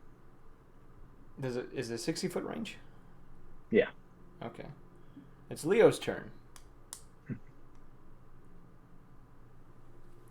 As this treachery is occurring. I'm gonna cast Mage Armor. Okay. Your AC increases. Let's go. Is that all you can do? That's all I'm gonna do. All you're gonna do. All right.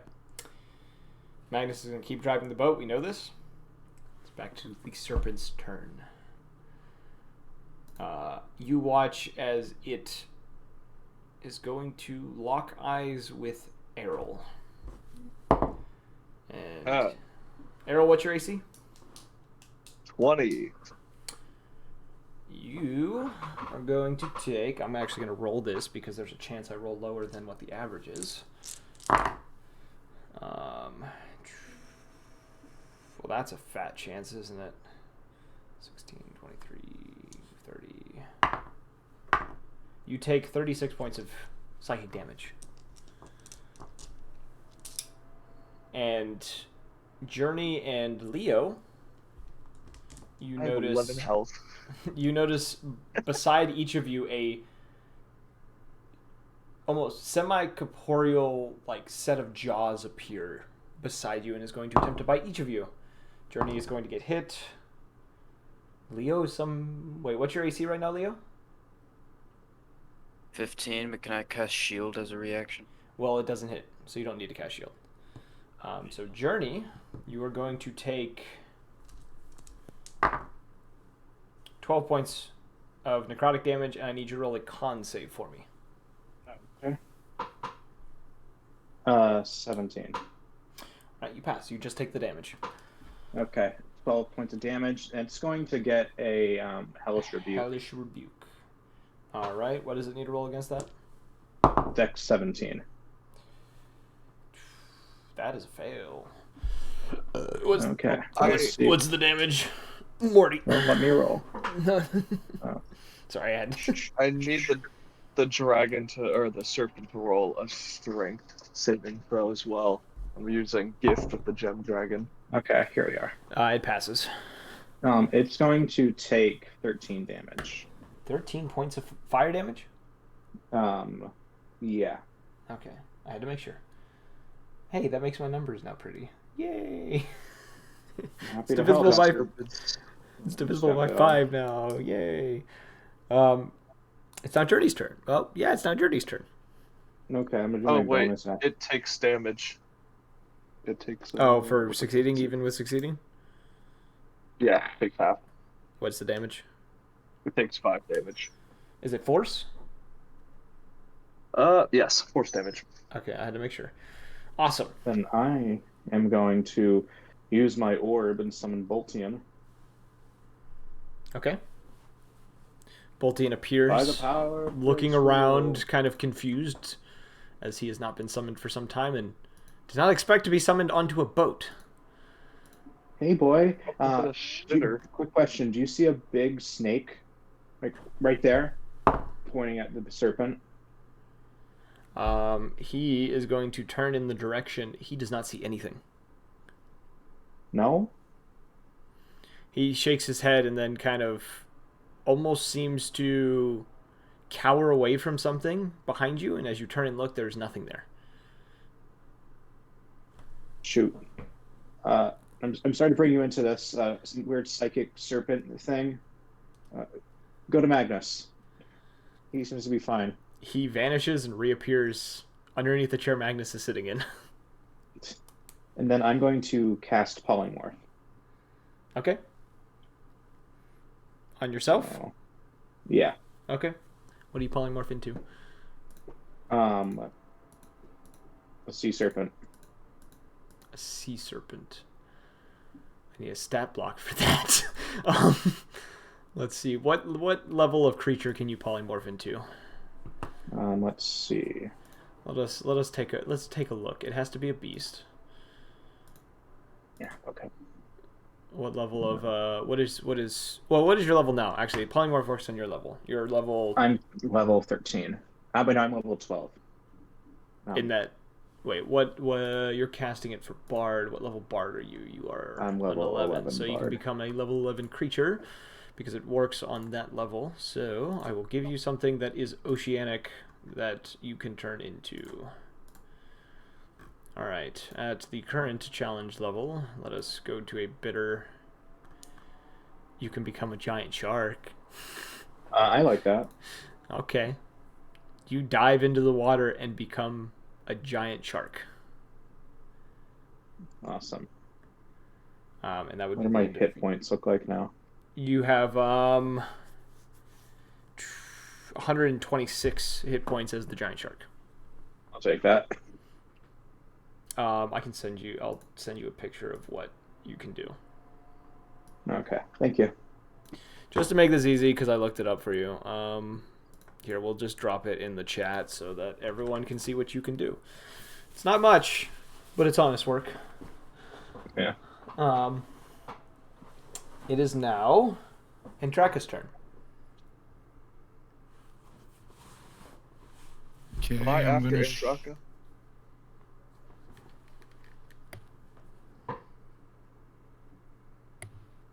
What are you doing?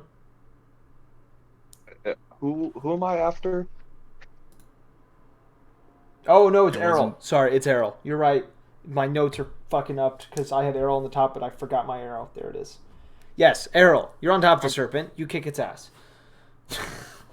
I'm just gonna stab it in the eye again, and then shadow step the fuck out of there because I have 11 health. Okay. Rolling hit. I'm stabbing in the eye. That's a 25. That hits.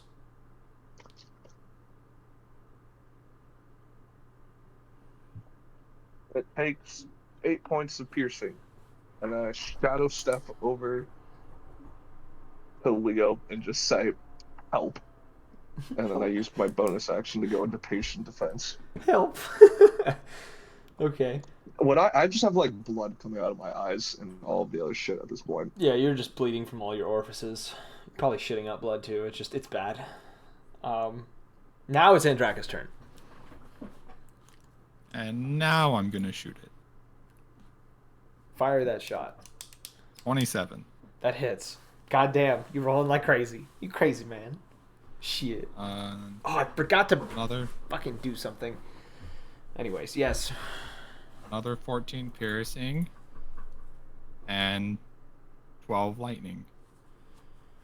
Okay. I'll just make you all do it next turn. It's fine. Because I screwed up something. It's Trinket's turn. Trinket, who had her terrible attempt at hiding, is going to cast another magic missile. And she is going to do 16 points of force damage. And attempt to hide again. This time she does a bit better. Now it's Leo's turn.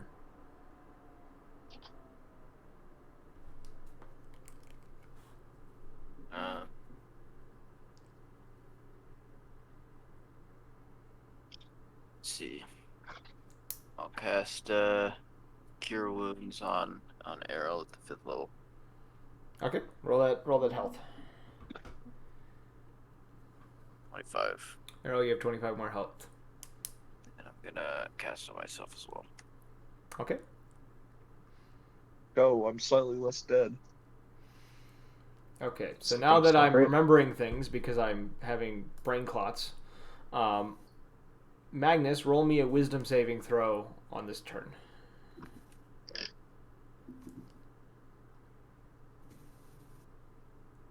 $18. Okay, that's a pass. You're good. You keep driving the boat. Serpent's going to do its thing. It is going to this time look towards Leo. And what your AC is a 15 right now? Yeah. Okay. Shield. That would get you to 20. It's still going to hit. As you Should I not waste the feel your slot? huh? Should I not waste the slot? Well, you would have already done it for Okay. it. You just shield is one of those things you throw out there as a hope. If it doesn't work, you wasted it, but like that's kind of the hit or miss of shield. You're going to take, let's see, 14, 15, 19, 22, 26 points of psychic damage as you feel screaming within your head as it makes eye contact with you. And Jorny and Trinket are going to have Jaws appear next to them. It's going to miss Journey. I am Jaws. Yeah. It's going to miss Journey. It's going to hit Trinket. Trinket needs to roll a con save. Trinket's going to fail said con save. You all watch as Trinket is bitten by this corporeal jaw. Taking... That is 15 points of necrotic damage. And as you see this happen, you actually see her form almost seem to wither a little bit. And I got to do math in my head. So she took 15 points. That is 43. And you see kind of like this necrotic energy almost seem to make her wither a little bit, as if her life force has been taken a little bit by this bite. Errol, my boy, it is your turn. Yes, father. Yes, my child. Go forth and slaughter. What the fuck am I supposed to do with 36? Alright, you know what? This is why I robbed the man. I want to take out the vials of healing. How many can I consume as one action? Or one attack? As an action, I would let you consume 2 of them, because you can double barrel that shit. Alright. I'm gonna double barrel 2 greater healing potions. Okay, roll that health for that. Oh, that beefy health. Oh, I skipped Journey's turn. I'm Alright. fucking all over the place. Also, roll a wisdom saving throw for me. Me? Yes. And I'm gonna have Journey do the same thing because you're probably using your whole turn healing. Okay, Yeah. wisdom. My stats aren't going to be great right now. So, I just have a 10 in wisdom. Okay. What should I roll for that? Just like a d10 or whatever? You roll a d20 for your wisdom saving throw. Okay. Okay, let's see. I healed up to 63. And Okay. I'm doing the saving throw. I only got a 9, no modifier. You are stunned. You feel fear overtake you to the point that you feel your entire body freeze up. And you cannot move. I got a 19. You pass. Oh no, you're not frightened anymore. You didn't need to roll it. So you are good anyways. But Journey, your turn. You are frozen with fear.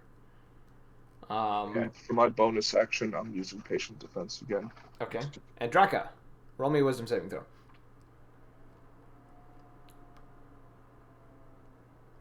Three. You are stunned. Trinket is going to roll her wisdom saving throw. Trinket is stunned. Leo. Wisdom saving throw. God.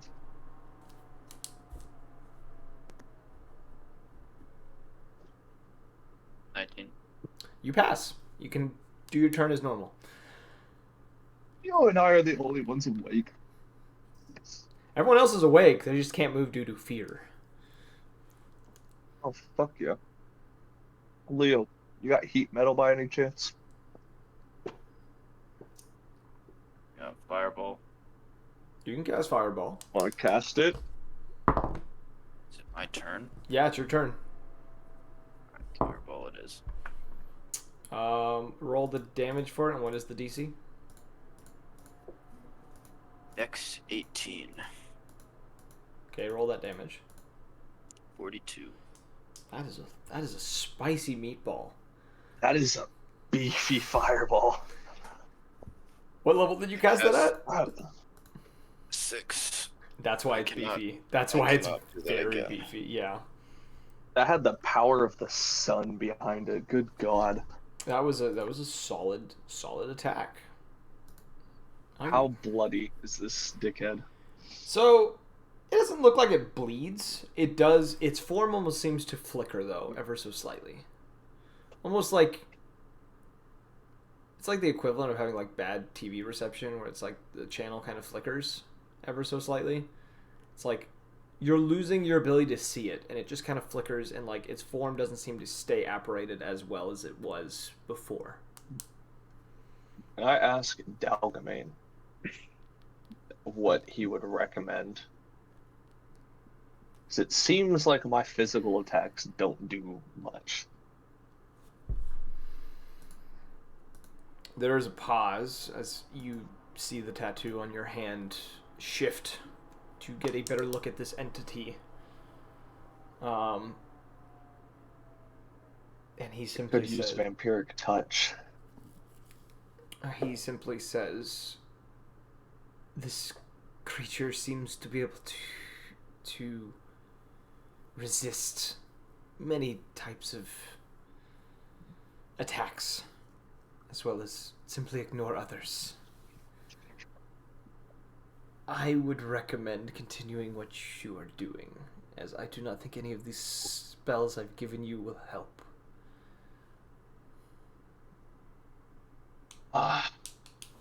Errol's gonna just fucking cry at this point. We're gonna movement to get to it and then just start beating it. Oh, I'm gonna beat it with my quarterstaff because it's silvered. Take that, you spooky bastard. I thought you were going to say, take that, DM, and I was like, damn, really attacking God here. The first attack is a 24, and the second attack is a 19. Those both hit. Alright. Damage. D8. Ah, yes. I get to use my new die. That is 10. Oh, that's 18. Oh, wait, no. Plus 6. My bad. First one was 8. Second one is 14. There you go. Bad maths. Okay. And then I'm going to use Flurry of Blows and just punch them. Okay. Because the hands are E for everyone. It's a 16 and a crit. Okay. Roll damage for both. They both hit. Both hit? Yeah. Oh, fuck. E for everyone works. So the non-crit is 11. God, of course that had to be the crit. All right, that's 3 and 8, 16. That's bludgeoning. 16 bludgeoning. All 4 attacks are bludgeoning damage. Yes. Yeah, all of it's bludgeoning, but yes. Okay. You strike it a few times. It is going to then... Oh, that was a better roll than what I got. God damn. It is going to attempt to do its bite on Trinket. It's going to hit Trinket. It's also going to attempt to do its bite on Leo, which is going to hit. And is going to attempt to gaze towards... Wait, even with shield? Yes, even with shield. Oh. And is going to gaze towards Journey. Journey, what's your AC? Let's see what shark AC is. Oh yeah, you're a shark still. Your shark AC is pretty damn low. It's 13. Natural armor. Okay. Journey, you are going to take 32 points of psychic damage while in that form. So you are going to produce blood in the water. It's weird for a shark to produce the blood from its body in the water instead of from a creature it kills. Trinket is going to end up taking 15, 16, 19 points of necrotic damage. Trinket is unconscious. I need to roll her Good con God. save real quick. She fails her con save, which means her max HP dropped as well by 19 points. Oh, I'm burning through key Okay. right now. So Trinket is unconscious. It is now Journey's turn, who needs to roll a wisdom saving throw as the shark. Wait, didn't you say I took damage? You 19. did. Sorry, you did take damage. Thank you for reminding me. You took 15 points of necrotic and roll a con save. Of necrotic, you said? So that's yes. halved. What is that? Do I take the higher or lower roll?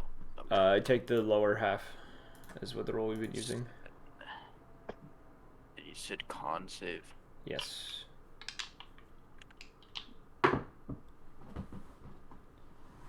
$16. All right, you're fine. Yeah. What did you roll, Journey, for your wisdom save? 19. You passed. You broke out of your stun state. Okay, I'm gonna go maul this thing. Blood Frenzy.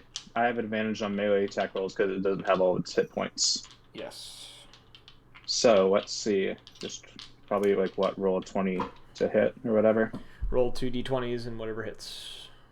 Whatever the highest Okay. Does Journey being close to the shark count as an ally within range? I'm underwater. Kind of, but I'm gonna say no. Okay.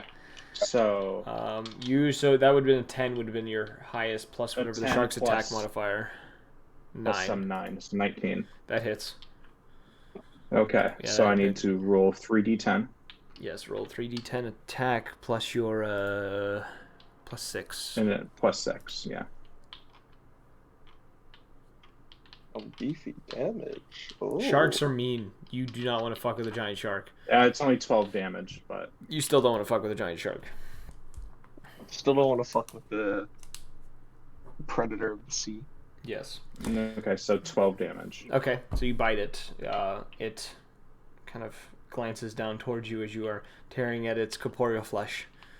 Andraka, wisdom save.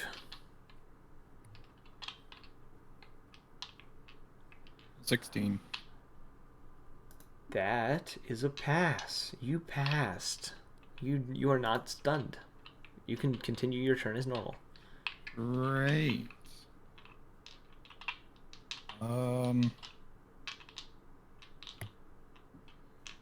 yeah, Magnus, real quick, roll wisdom save because I forgot to ask you to do that. Guess I'll shoot it with another That hits. 27. That hits. Yep, that I can't deny that hits. Ugh. That's another 18. Okay, that's a pass. You are 6 Gucci. piercing.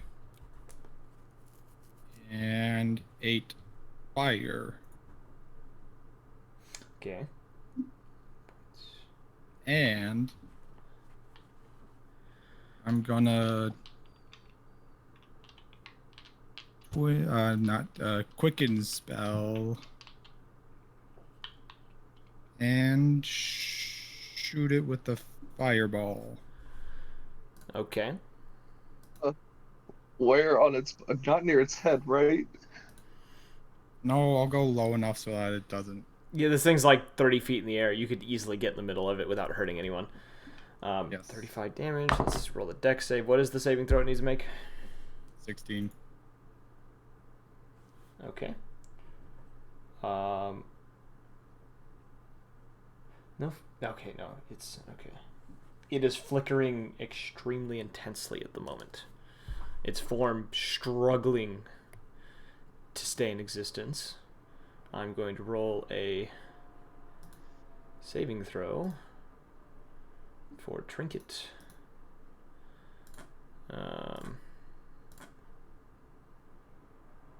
That's a pass. She gets 1 success. Leo, It's not dead. wisdom save.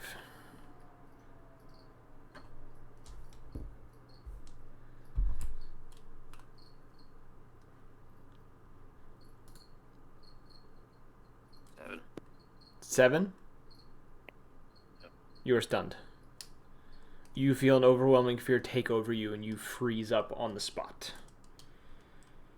It's back to the serpent. The serpent is going to, in this final attempt of desperation, is going to bite at Trinket and will hit her, causing a fail. And it's also going to bite at Cal, which will simply just do a bit of damage to him. So Trinket has 1 fail now, and he's going to gaze upon you, Errol, and he's going to hit you with his gaze as your eyes meet. Fuck.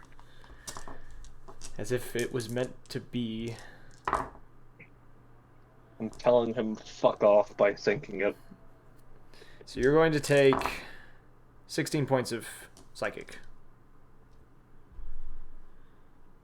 Fair enough. Magnus, wisdom save again. I assume you will be fine, but I want to make sure. 19. Okay, that's fine. Journey, wisdom saving throw. Okay. So that's just a d20, right? Yes. Okay. There we go. 14. That hits. No, sorry. I'm blanking out on where I'm at. You're stunned. My bad. I could imagine like my teeth are just stuck in it, and now it's just like got this stunned shark just still The attached cold to black eyes opened wide in fear. God, It's like these petals ain't shit. I'd love to see a Mako just like staring at something fearfully like that, like just like, oh fuck.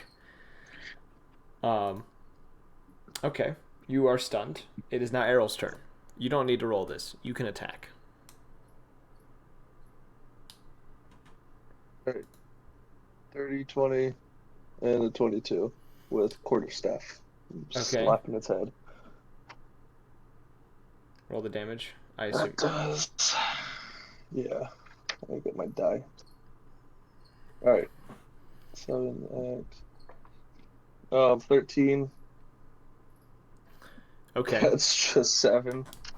You strike this beast in the head, its form beginning to flicker and fade as it seems to struggle to exist, and you hear within each of your minds, including you, Magnus, who now suddenly sees this creature within the ocean, and you hear it say, "The mistress knew this would happen and plans to keep you from getting what she keeps." She looks to you, Errol, and says, "Especially you, Errol of Riverdale, the one who's seen what she has to hide. You will perish before you lay eyes on that chamber again." And as it's beginning to fade, you notice your tattoo is gone. Dalgamane is not on your Dalgamane is not on your arm. And as you notice Do I lose this, my abilities then? now, as you notice this, a massive black serpent rises from the depths and wraps itself around this semi-corporeal serpent, almost forcing it to keep its form, keeping it from fading away. And as you see the giant jaws of this black serpent bite down onto the other one and drag it down into the depths, the glowing of the giant snake that you had just fought slowly fading into the darkness. And then silence. That unnerving feeling you got is gone. Laughing. The bodies that Magnus had seen before vanish, almost seeming to fade away with whatever was happening. And Errol, as you return to the boat, kind of landing, Journey, what are you doing at this time? Are you going just back to like, the boat? Yeah, I'm just like drenched in water, like pulling myself like a rope. Okay. And As then you I all peek over and I see Trinket like pretty roughed up. Oh, Can yeah, I need cast Spare the Dying on her? Yes, so that would stabilize her instantly. Yeah. As you are doing this and you all stand on the boat, you feel a shift in the water beside you once more. And as you turn, Errol, you are eye to eye with Dalgamane in his true form, just like the night that you had met him before. And for a moment, he simply just makes eye contact with you before beginning to shrink and becoming the size of what normally is your tattoo, rebinding himself to your arm slowly. Your tattoo now almost completely engulfing your arm and is now reaching across your chest slightly. Huh. And I'm going to send you Sweet trick. something. I'll just say good to see you in your true form again, old friend. You hear him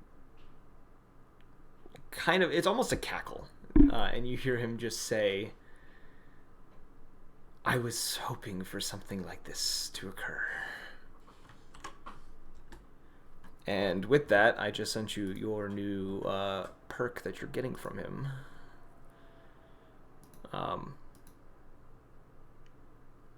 As you feel this energy kind of pulse through you as he kind of reunites with you. Very powerful energy kind of pushing through you. Errol, what was that thing talking about? Mistress? Do you know what that means? I saw into the dragon Tabaxi's vault. She had many magical items, some of which she had stolen from the ice dragon. Knew they were connected. And I'll be damned if I'm not going to see that place again. Well, I think you're damned all the same. Sounds like she doesn't like me looking at her goodies. She could get over that.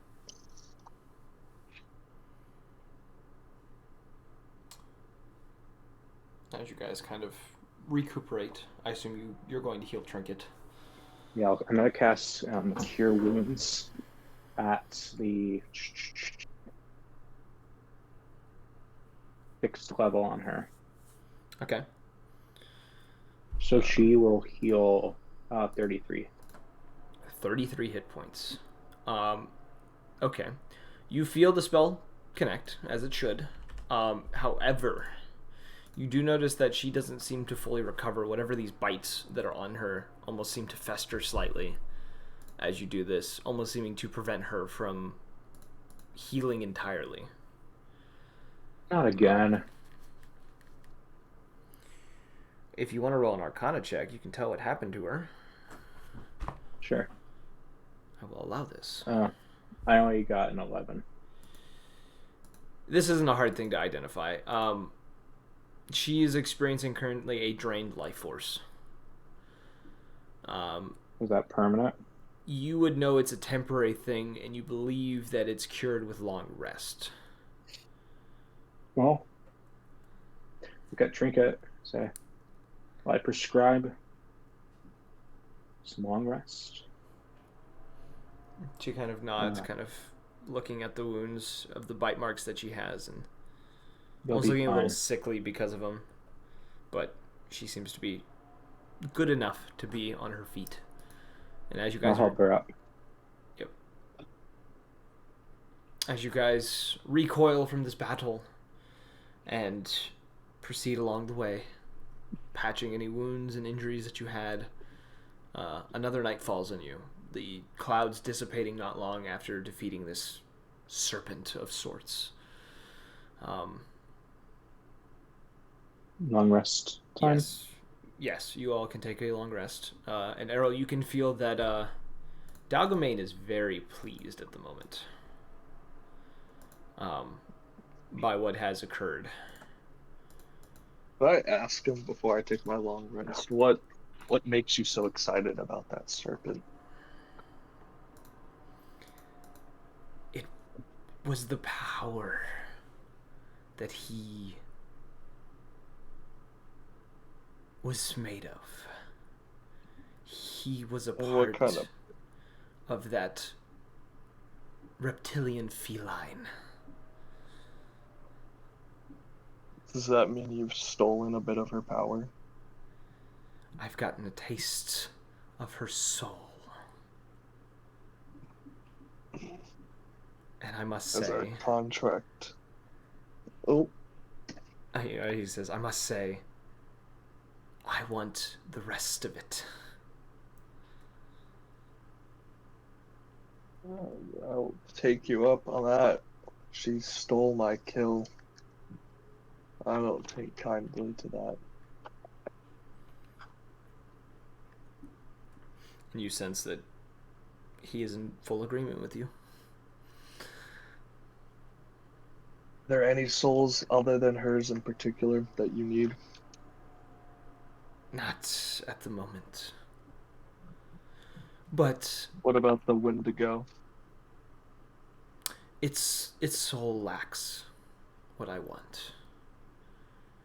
It is a starved, malnourished entity that would never fulfill my hunger.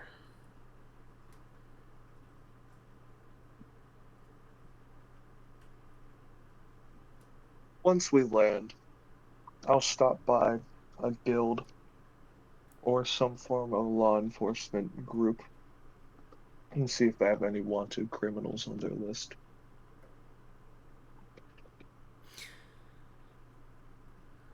Of course. Kind of goes quiet, the tattoo itself kind of dimming, the eyes of it closing as he seems to go dormant once more. Where is it reaching? So the head of it is on your hand, and it is coiled around your arm so many times that your arm is just a void black color under the feathers. And as the tail comes up onto your shoulder, it kind of wraps around the back, comes over the front of your shoulder, and kind of drapes across your chest a little bit. Like the tip of the tail is like a few inches below your clavicle. Is it aiming for my heart? It's resting over your heart, but it doesn't seem to be necessarily targeting it. It seems it's just kind of where it ended up. I'm just checking. Um, Alright, I'd take a nap. I'm gonna Okay. sleep with Toothless. what are the rest of you doing as you rest? Trinket finding a place to rest not far from the front of the boat, or the back of the boat. I'll probably lay you down near Trinket and make sure she's okay. Okay. Leo and Draka, returning to your positions where you normally go, Yes, staring at the island. staring at the island. Hard. Card. One roll for me.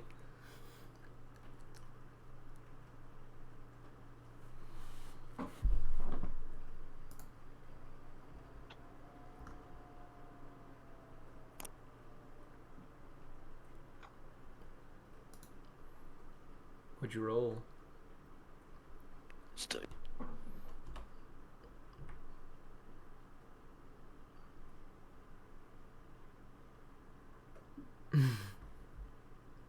$15. Okay. Make a note. All right. How does Cal look? Cal seems to be still.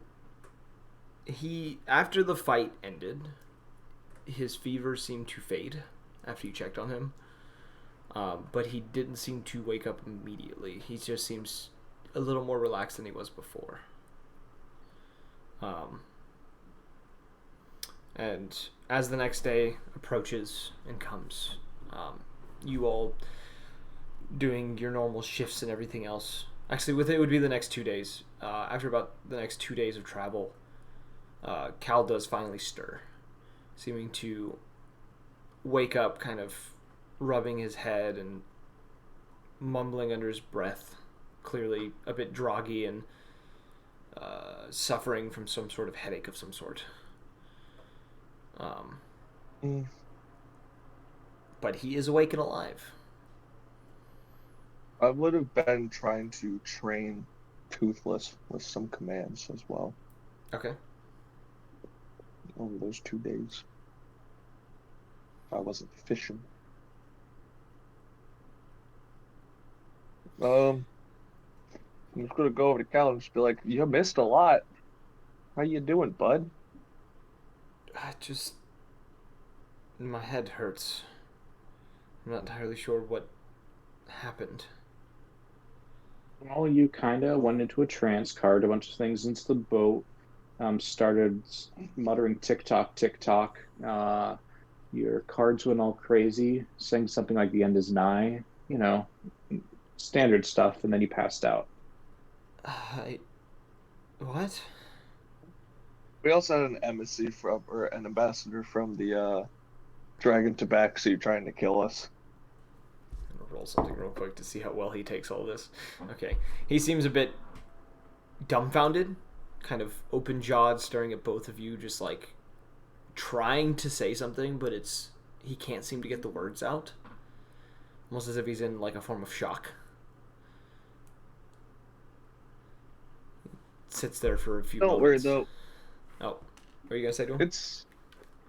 I was just gonna say, don't worry. We handled the problem. Sounds like the dragon lady has some beef with me.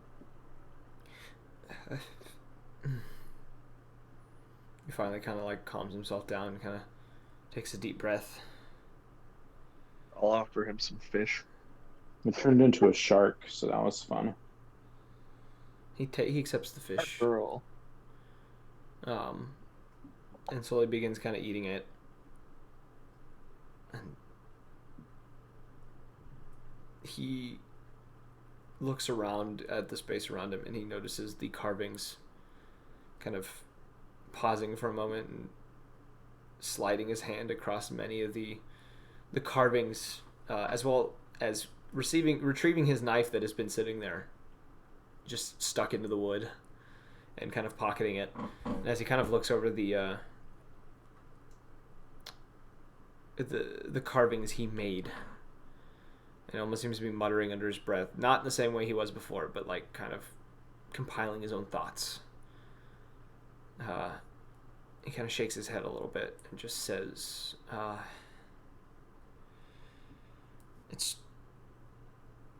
I'm not looking forward to what awaits us, and it seems that our destinies are all intertwined. As much as I would like to go back to my people, I don't think I can anymore. Well, where are your people at? The Hopebringers are currently in the northern part of Almoria, helping with the war effort. But I don't think it's right for me to return to them yet. I think my destiny at the moment, my fate, seems to be deeply intertwined with all of yours. And if I try to abandon that, we will lose everything, I think.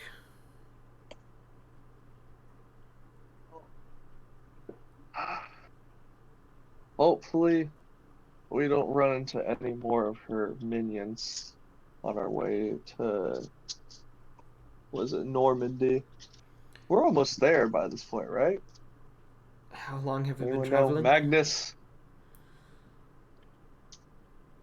Oh, Uh, Captain, my captain. Yeah. You would know. By the end of the day, you should hit Normandy. I plan on checking in on a guild or whatever form of law enforcement is in this city. Just I have some errands to run. I will Are you a say, bounty when hunter? we get here, I don't think, if you are speaking of what I think you are speaking of, you won't find it here. I think you should wait until we get to Almoria. Well, every city has its criminals. No, I'm not a bounty hunter. I just need to beat a demon. I don't think you will find many criminals here, unfortunately. Yeah. That sucks. Though, once we get here, it should be quick to getting to Almoria. Once I find a friend of mine. I'll go look for another place to shop at. Well, whenever we get to, I will have him try to get us as close to where we would desire to go. If I remember correctly what Trinket said, it's Springfield is the town that she used to live. I'll have him. Where the fuck is Springfield? Springfield is like midway down the map of Almoria. Oh yeah, there it is. Yep. It's north of Oh. Greyborough. He kind of sits there for a moment and just says, I have a few favors I'm going to be asking of this friend of mine as well. So I'm in the attempts to resolve a few things that have occurred. I am going to try to have him attempt to fix a few things. Hopefully, the results aren't wasted. Or the effort isn't, at least. Sounds good. We have our mission. Something tells me that Tabaxi we're after, there's something far worse than her that awaits us. I hope so. She seems like a pushover. Errol just sparked while saying this. I wouldn't be so sure in that. But we should approach this carefully. You underestimate your enemy, you most likely will die. I've seen Death too is many an die old that friend. way.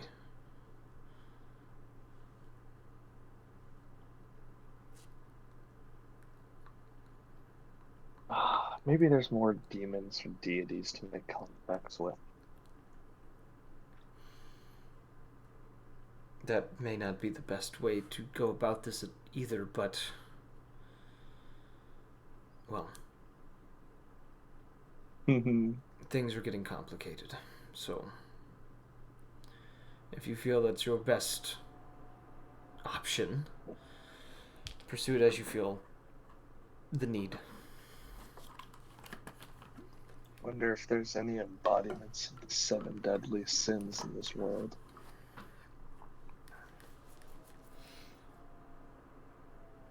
He kind of shrugs and keeps looking at the carvings on the bench in front of him, and he kind of, as he rubs across the ones that just say tick-tock over and over again, you hear him reading them out loud to himself kind of quietly, just goes from tick-tock, tick-tock, and then it's into what sounds like draconic, just this growling, serpent-like speech, then going into the more divine speech he had done earlier.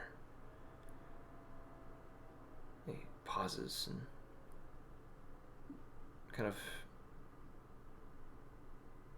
just stares for a moment before getting up and walking away from it. Kind of standing up against the edge of the boat and staring out over the sea towards the floating island in the middle of Gorgamoth.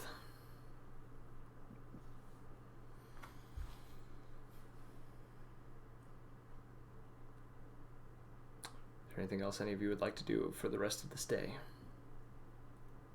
Rain toothless. Okay. I'm not going to make you roll anything to that because I have things in motion at the moment. Yeah, that's why I'm doing it. Yeah. So a few hours pass. The sun nearing the horizon, roughly about an hour before it finally touches down. You see a port appear, and behind it a very large, bustling shipyard. A lot of people moving around, a lot of ships moving to and fro in here.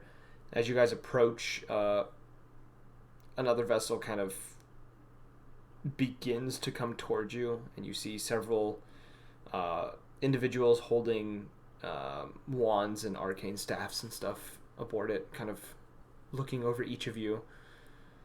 Cal kind of waving a hand before producing the crystalline wings that he has produced in the past and making his way over to that boat, and seems to speak with them for several minutes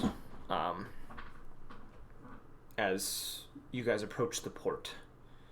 And just before you guys reach it, he seems to look towards you guys and gesture to one of the open slots within this port. Looking around, are there any like treasury ships or any ships that are like decorated or fancy? Go to my notes real quick. Trying to rob a boat is what I'm hinting at. Yeah, I figure as such. So looking over the yard, this shipyard, you do see kind of 3 tiers of ships. You do see some very large, like, reinforced ships. You see these large arcane runes carved into metal plating that seems to be reinforcing these ships. You see on board this ship arcane ballistas and cannons that have runes sketched all over them. You see deckhands that look to be a mix of both very kind of what you would suspect to be probably wizards and sorcerers, and some very large, probably barbarian and fighter types on board the ship that seem to be moving things around, preparing the ships for either to be inspected or to head out again. You do see smaller ships as well that look to be more of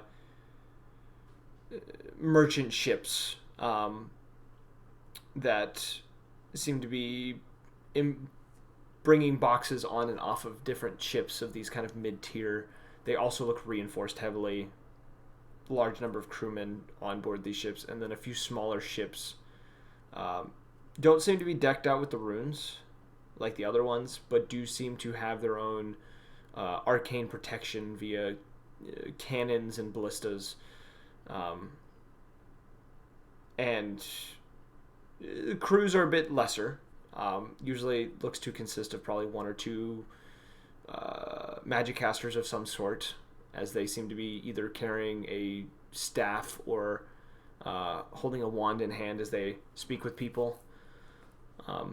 But you don't really notice, you can't identify anything of like true value that seems to be coming on and off any of these ships. A lot of these ships too seem to be also bringing out like carcasses of various sea creatures. The smaller ones look to be bringing out various sizes of fish, shark, squid, stuff like that. Why one of the larger vessels you do see, they are holding, they're kind of like kind of dismantling this giant serpent carcass. Hinting at is I probably shouldn't attempt to steal from them. Yeah, it's like this 80-foot almost eel-like creature with this giant like multi-part jaw. And you see people seeming to harvest parts from them. Multiple people going over like that are around it that seem to be cutting into it and pulling various chunks of flesh and organs and other things from this entity as best they can, with it being an 80-foot long serpent of sorts.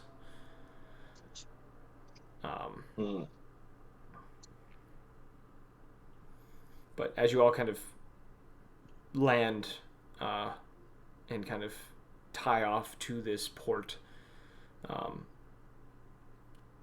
Cal kind of meets you on the docks.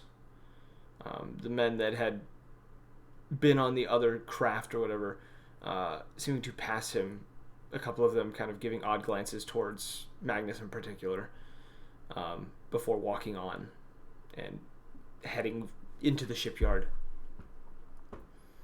And Cal just says, "We can leave the boat. I told them that we're probably not going to be needing it anymore, and that if they could save it for a friend of mine, that I will probably be sending out on it. But I can lead you all to the individual who's supposed to be taking us to Almoria, if you'd follow me." And he kind of turns slightly to kind of show that he's ready to go. Yep. Okay. You all exit the ship, or the boat, and follow him through this shipyard. And after like a few minutes of going through a semi-crowded district, it's not shoulder to shoulder by any means, but it's definitely a lot of people. It's a lot more than what you've been used to while being in the meat grinder. And a lot of people seem to also kind of almost separate and kind of avoid being within a certain distance of all of you. And you don't know if it's just the way you look, as you all kind of look a little, I'm not going to say trashy, but you do look tattered and beaten and worn.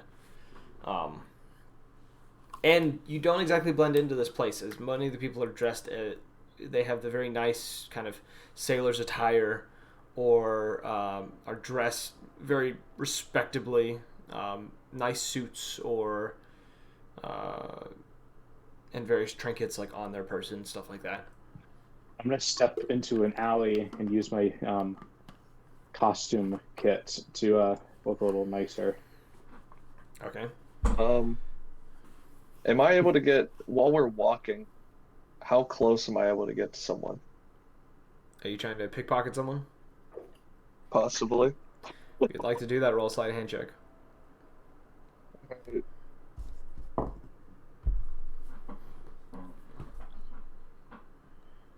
Good lord, 27.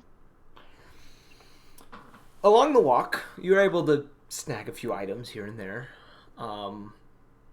You are able to acquire roughly 400 gold pieces. A nice gold watch that looks to be probably custom made in some way. And along with that, you do manage to also take... You somehow, in some miraculous way, managed to also steal a monocle. You don't know why it was in the person's pocket, but you have a monocle now. Errol's gonna put it on. All right. And I'm stashing the gold watch into a bag of holding. Okay, so you throw those in your bag, and as you reach what looks to be a teleportation gate of sorts, Cal casually walking towards it and simply stepping through it and disappearing through this portal of sorts. Nice. Do you all follow? Yeah. Okay. Each of you go through feeling the rushing sensation of being shunted through space and reappearing on the other side. Some of you a little woozy from the experience, as you're not used to teleporting at such high speeds, at such a far distance. Others of you, you don't really feel anything. But as you arrive, appearing in this very large city, looking to be near what some of you can recognize as on the edge of a campus of some sort for various schools of magic. In this area, you see a lot of individuals wearing cloaks, some of their cloaks showing patches that kind of indicate their kind of stature within this area, many of which look to be students. A couple you see passing by on occasion look to be professors, often older individuals with very, very nice robes on. A couple of individuals look to be in suits, probably not necessarily going to the school, but seem to be either merchants or richer folk of the area. And as you guys step into this new place, Cal leads you towards one of these schools of magic. Going through a bit of the building, seeing a couple classrooms and a couple of unmarked rooms that seem to have arcane runes etched into the door frames. You finally arrive in an office space, and Cal... You arrive at an office, and Cal pushes through the door, and he pauses for a moment and kind of gestures to all of you, and he says, if you all could wait here for a moment, I'll let you know when it's good for you to come in. Errol's gonna go about thieving. Alright, we seem to have lost two people out of nowhere. Everyone's just dropping like flies. Hey, It's only 10, what the fuck? Leo's been gone for a while. Oh, has he? I just Okay. noticed. He must have Yeah, passed he's out. been gone. Okay. Well, I know Journey's having issues with internet. He closes the door behind him, kind of leaving you all standing in the hallway. Would you like to say anything to each other while you stand there, or are you just sitting quietly? Or anyone passing by in the hallway. The hall seemed to be pretty empty. You do see a few people, like, on occasion appear at, like, one end of the hall and enter a room, and then don't come out for a while. There is one individual you do see that kind of, like, starts coming through the hall and then sees all of you and stops, and then kind of, like, backs up and kind of turns around and goes the other way.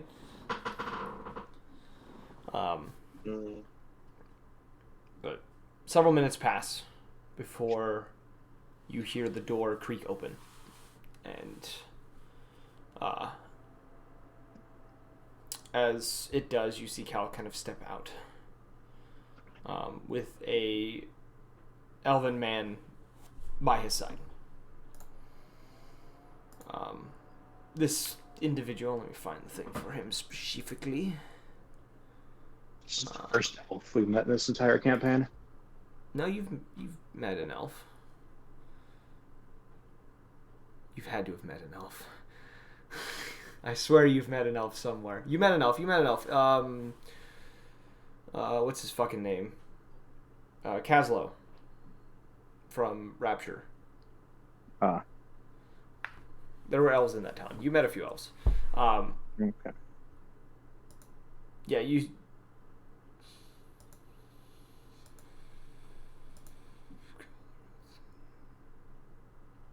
Scratch that. He's not elf. I lied to you. It's a human man. A human. A human. Dressed in this very nice purple robe with this silver trim on it. Kind of this curly, short curly hair kind of up on end a little bit as if he had been electrocuted at some point. And he kind of looks over each of you, kind of taking in all of your appearances. And as he kind of looks to all of you, he says, "My name is Caldethar. Sorry, I'm struggling with words right now. My mouth is very dry. I need water. Let me drink some water real fast. Drink or die, drink or die." He says, "The name is Caldethar." And he says, "I presume you are all the friends of Cal here." Yep, that would be us. Earl's just going to adjust his monocle. All right. And you all are attempting to try to get to Springfield, correct? That does seem to be the size of the situation. All right. Follow me then. And he kind of swings a hand towards the door, and you see it just kind of close and lock on its own. And he begins to not briskly walk, but he's definitely walks. This guy walks with a purpose. This guy definitely walks at a speed like, my time is important to me. I'm just gonna ask him, what's with everyone giving us dirty looks? Do they? People of your profession aren't normally seen in these parts. Generally, the individuals that come around here are a little more well kept than, well, your all current appearances, which there's nothing wrong with it. It's just unusual for a lot of people here. Plus, and he kind of gestures. I put on towards, my Sunday clothes and everything. Yeah, he kind of gestures towards Magnus, and he says, "We don't have many individuals from the meat grinder end up in these parts." I forget that I have a giant saber-toothed dog walking with me as well. Yes, You that also that also makes things very awkward. I'm gonna ride Toothless. It'll prevent me from thieving. Actually, I'm gonna say to Trinket, look what I was able to grab. Then I'll just remove the monocle. She gives you a very kind of... Oh, this isn't Thieves' Cant, by the way. Yeah, she gives you kind of a weak smile. Like, clearly she's wanting to be amused by this. Clearly she's still having mental issues at the moment. But it seems to lighten the mood for her a little bit. And she, as you kind of say that, she glances towards the others and then opens a paw and shows 4 rings, all golden, with various gems in them. And then slides it. She slides them into her pocket. I was just gonna be like, I'm gonna do more of this. I don't like how they look down upon us. She says back I- to you in Thieves' Cant, these are the kind of people I've always stolen from.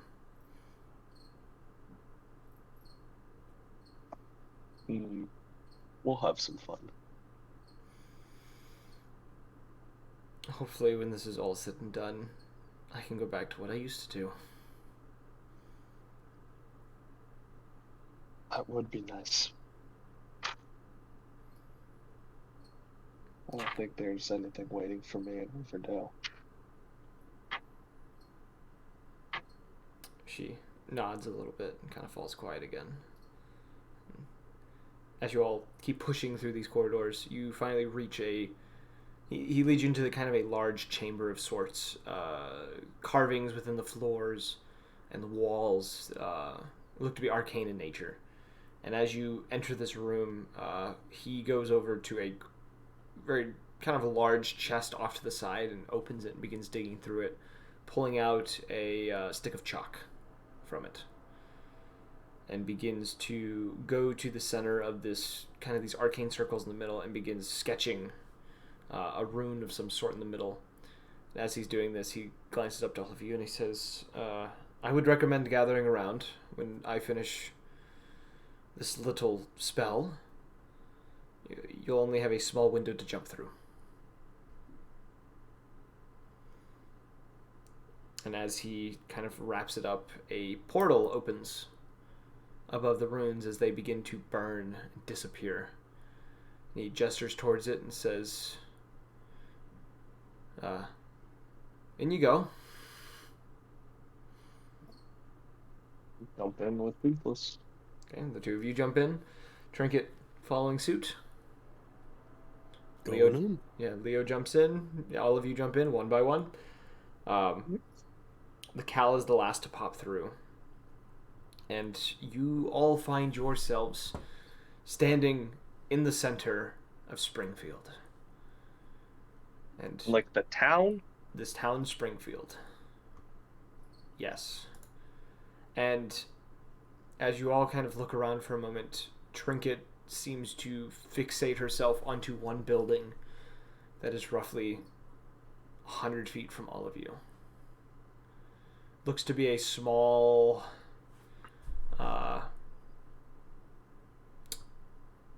tinkering shop of sorts, an appraisal shop of some sort, as there are there's not really a sign on top, but you can see through the window various mechanical devices, as well as a few items that look to be inside cases that are just inside the window of this place. Journey will kind of make a realization and kind of gently take her hand and kind of squeeze her hand.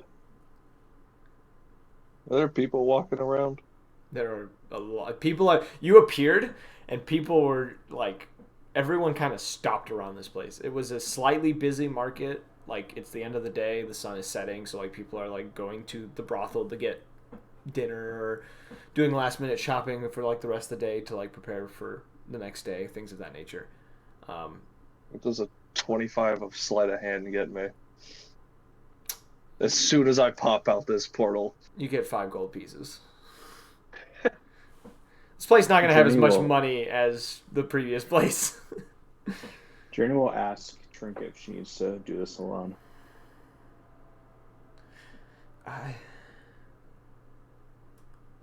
He kind of pauses for a moment.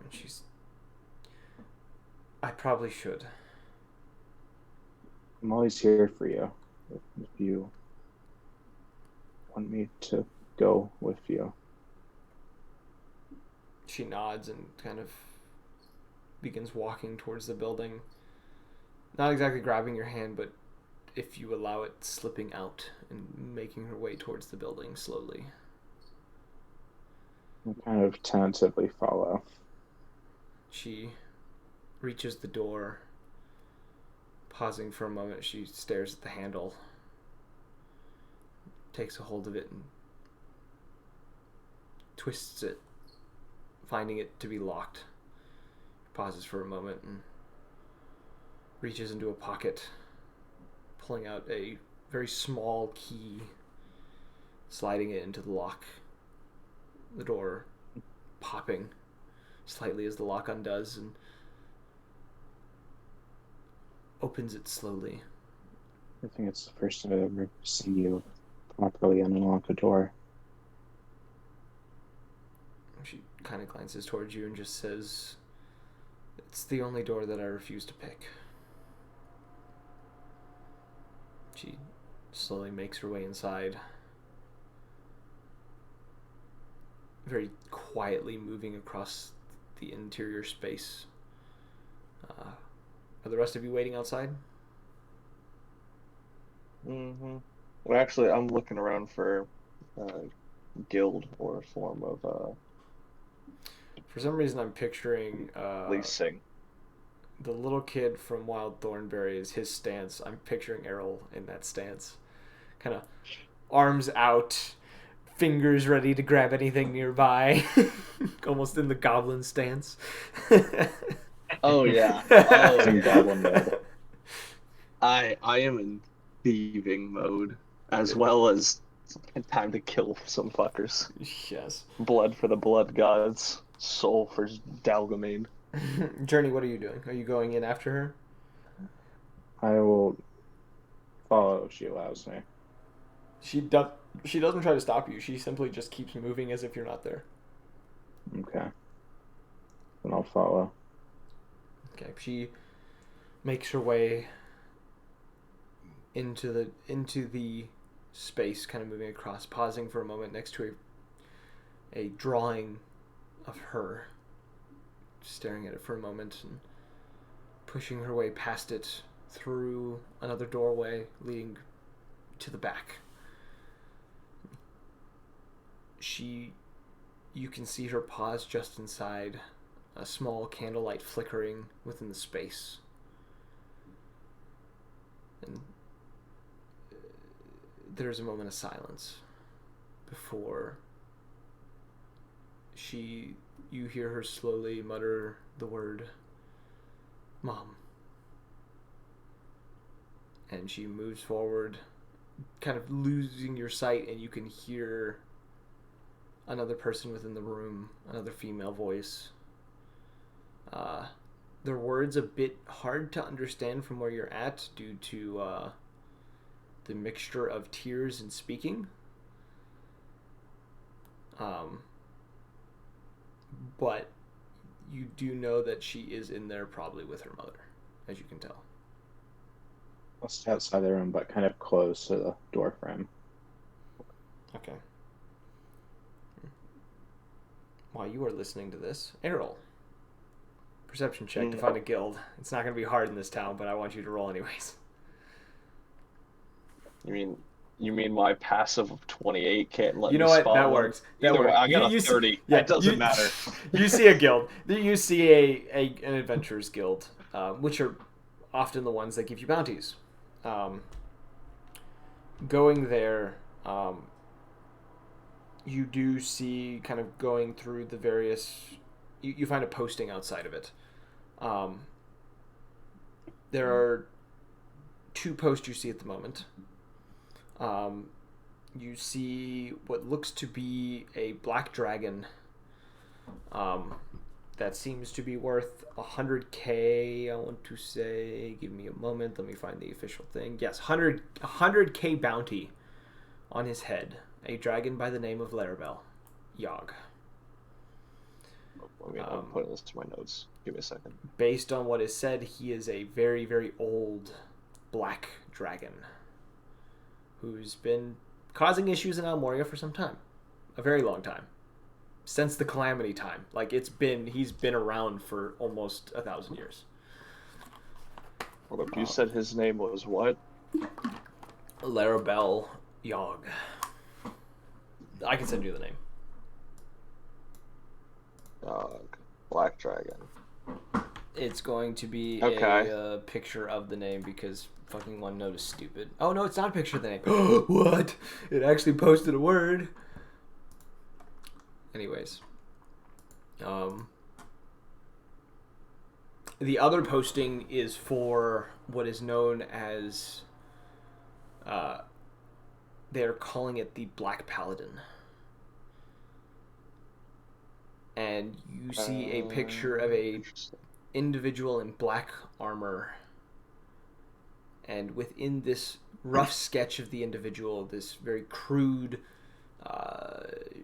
pointed armor, you see within the picture something standing behind it, peeking around, a singular eye extruding from its forehead, a wicked smile upon its face, this fiendish hound of sorts, with massive, sharp teeth, a flickering tongue coming from its mouth. You recognize it. The It's Bloodhound. similar to the Bloodhound. Yes, it is the Bloodhound. I'm Isn't- going to tear the posting off the wall and run to Magnus with that. Is that the only two on there? That specific bounty?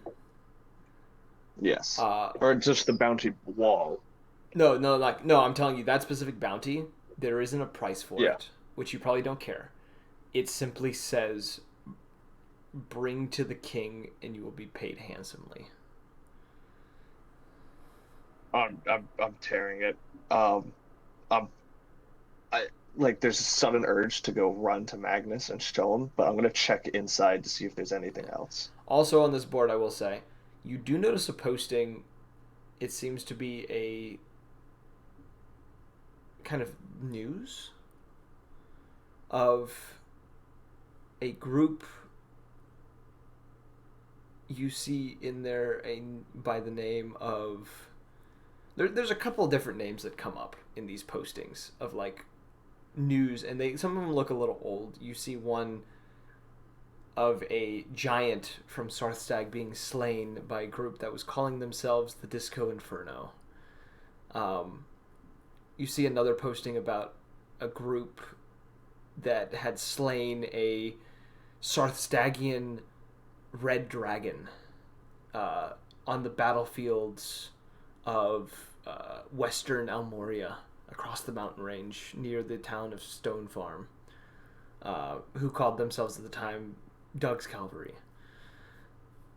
And you also see another posting about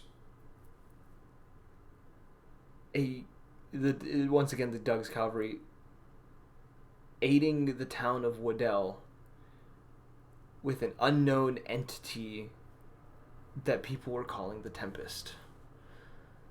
But there's no context of like who's specifically in this group. It is mainly just the name of this group that keeps appearing.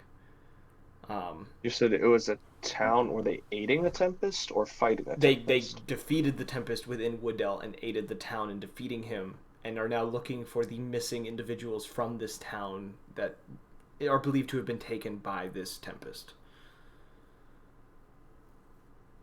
Let me check something else. I want to double check my dates real fast.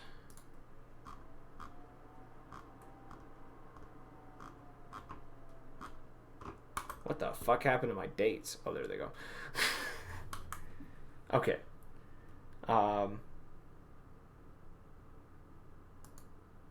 Yeah. You would also see a note about the last one you would see is the town of Redford left in ruins.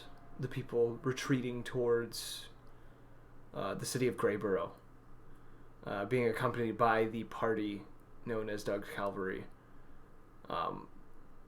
And word of potential casualties that had occurred within the battle that they had within that town.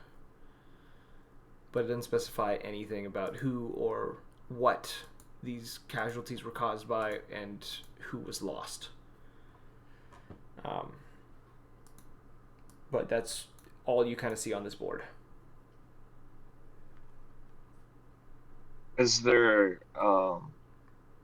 Would there be anything inside, like any other assignments? You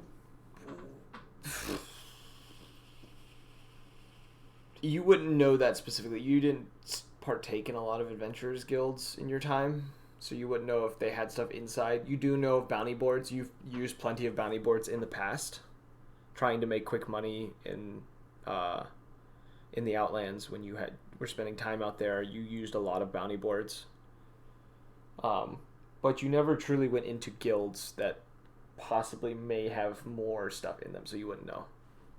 I'm just gonna go in and check. Okay. I'll bring a Toothless with me. You go inside and you see about 10 people within this large hall, all kind of standing around, some of them talking with one another. They look to be from various walks of life, various different races, and you do see behind what looks to be, I guess the only way to describe it is like a kiosk of some sort, kind of like this desk, this like semicircle desk that's kind of located on the side of the room with various shelves and such behind it. There is a half-elven man standing behind it. Looks to be probably middle-aged, probably late 40s-ish. Short brown hair. Seems to be speaking with a tiefling at the time as you kind of enter this space. Catching both of their eyes as they kind of halt their conversation, and kind of the room kind of goes quiet as you enter the space with your Ripper by your side. I'll walk up to the what you said, a tiefling? The half-elf is the one behind the counter. The tiefling's the one talking to him across the counter. Alright, I'll just approach the counter where the half-elf is. Okay. I'm looking for some contracts. Preferably dead or alive. Preferred dead. Any humanoid would do. Oh. Did you already check the bounty board? Alright. You have the dragon and the paladin wielding the bloodhound, but I need something to pass the time before going to those. With the war going on, there's not a whole lot else at the moment.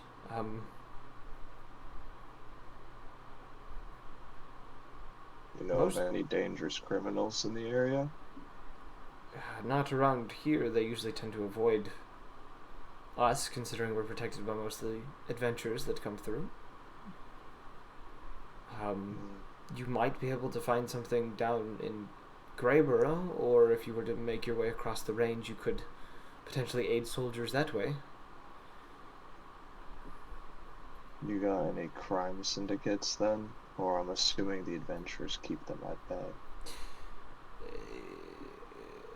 Nothing that wards any kind of assault. Mild smuggling happens in this town, but it's usually just various drugs and weaponry, but nothing of vast concern for us. While I'm asking him, does anyone else in the tavern or in the guild seem to get antsy or anything like that? No, a lot of them actually go back to their conversations with each other. There's one that just kind of like rolls his eyes as you start talking and kind of walks out. The tiefling doesn't move from his spot, just kind of taking you in and kind of admiring Toothless. I'm just gonna put 10 gold, tell him thanks for the info. And I'll reach into my bag and feed Toothless as well. And then I'll make my way out. Okay, you walk out and you hear the tiefling as you kind of walk out the door, turn to the dude, and just kind of, it's one hell of a hound he has there. You kind of disappear out of sight, making your way back towards the party.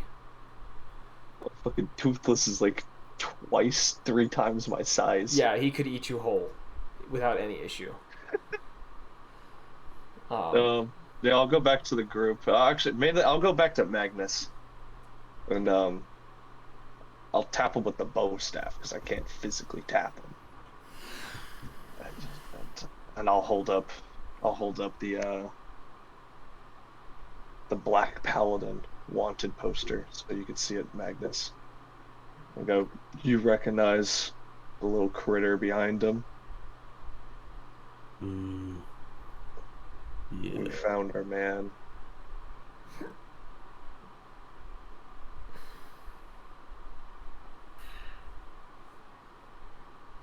Well,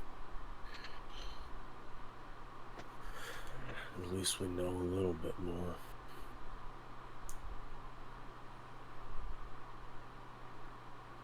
Sounds Cutting- like he's within the area. Huh? You're still talking. I thought you were done. Keep going. Oh no, I was just gonna say it sounds Yeah. like he's within the general region. Yeah, you know the bounties can be a few weeks old, so he can. It's a hit or miss if he's still close, as you would know. You would know this by your your history of doing bounties. There is a chance he could have gone elsewhere, but you don't know that. You just know that the bounty is there, and if you do kill him, you just bring him to the king, and you're good to go. How old does the bounty seem to be? Probably somewhere between, you would have to say, probably 12 to 15 days old. Okay. It's not terribly. It's not It's terribly, like a month old. yeah, but knowing this kind of place and knowing the stuff that you've dealt with, that 12 can days is move a fast. lot of days. You can move quickly in 12 days. Yeah. Especially since you guys did probably, 18 to 20 days worth of travel in a single step using a spell. After presenting him that, I'm gonna walk around and just start asking people if they know where I could buy some drugs or narcotics. I'm finding someone who's worthy of dying one way or another. Okay. Cutting back to Journey real quick, because during your time, Journey listening in on this whole little thing, I'll be back.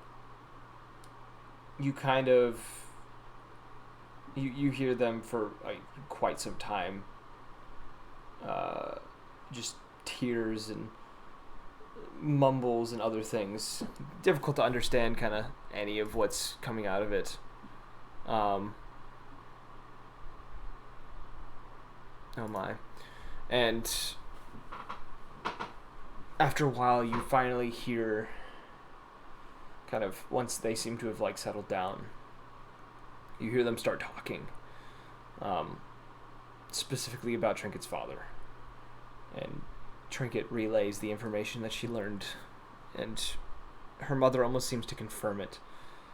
And there's a long discussion back and forth. I'm not going to try to role play with myself here. It's just though you kind of get out of the conversation near the end, you hear just Trinket say, "I want to find the one who did this." Her mother goes quiet for a minute. There's a long pause, and she just says, "I know you don't think I should do this, and I know Dad wouldn't want me to do this, but I'm not doing it for him. I would do this for me." There's a long silence, and you then hear footsteps coming towards the door. You see Trinket kind of reappear in the doorway. She looks to you, seeming to know that you had been listening in, and just says, "I have somewhere that I need to go. But No. when I get it done, I'll find you all again." You sure you don't need to do this alone? I do. I'll You pull all that have something. friend She just says that you all have something that you need to do, and I have something that I need to do. But based on what Cal told us, this isn't the last time any of us will see each other. I'll pull her in for a hug. She accepts it. There's a Kind of like long minute of you both hugging. She eventually breaks away, kind of slow-like. Gives you a nod and just says, I have a feeling I'll be able to find you when I need to. She, Stay safe. yeah, as you say stay safe, she kind of pulls out from a bag of holding a crystal ball. Just kind of to show it to you, and then kind of drops it in. Just says, keep the others alive. As you always do. And she, I don't know what I'm gonna do without you. you'll figure it out. I hope I don't have to. She gives you kind of a weak smile. Begins to head towards the front door. Give him hell. She glances back at you as she reaches the door and says, I intend to. And she turns invisible, and the door opens. The rest of you seeing the door open, but don't see anyone come out. And this is about the time that Errol comes back after you two talk and Errol starts wandering off. All of you would see the door open for a moment and just kind of stay open, but you don't see any. You just see Journey standing within the space several feet from the door. I'll give Trinket's mother kind of like a sad smile and then make my turn to leave. Okay, you head out, closing the door behind you, reigniting with your party, who are standing out in the streets, except for Errol. He's looking for someone. But you have rejoined the others.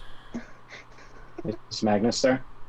Magnus is there. Magnus, Cal, Leo, and... yeah, that's it. Magnus, Cal, Leo, and... yeah. Kind of approach and get Magnus in particular. I'll say, Trinket's gone.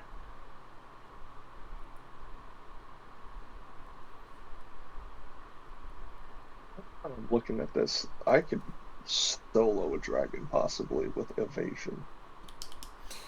If things go well. If I succeed the saving throws, the breath attack is not a problem. Breath attack is not the only thing a dragon's got. Fuck. A lesser dragon you could one shot. You could one-on-one. Older dragon be a little more What is difficult. this? Is this an adult or an elder dragon? I This don't is remember like the post time. this is a very, very old dragon. Alright, so this is a fucking adult or elder. Good Yeah. God. It would be ancient is the term. Ancient dragon. Yeah, potato. No, there's a very important fucking difference there, bud. Between elder and ancient? Well, how dead am I? If it was elder, you'd be super dead. Ancient, you're not on your corpse isn't there anymore. It would be an elder. It's not an ancient. It's an elder. But still, it's an elder dragon. Elder is one step from Great Worm. Yes. Elder is your remains aren't on this material plane anymore. Never mind. I thought it was just gonna be an adult dragon. It claims to have been Whoopsie. around for almost 1,000 years. He is fairly old. I'll amass enough gold to hire hundreds of archers.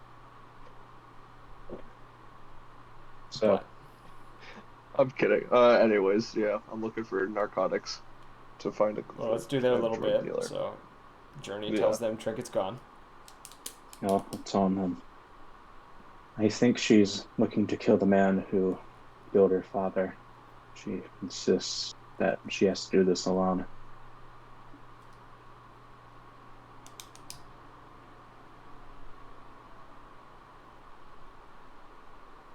She doesn't think this will be the last time we see her, but Yeah.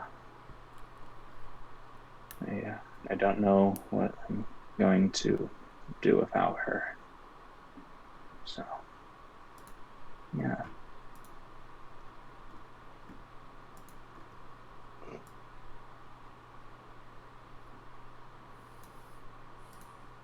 Kind of see Tierney kind of tearing up after kind of saying that.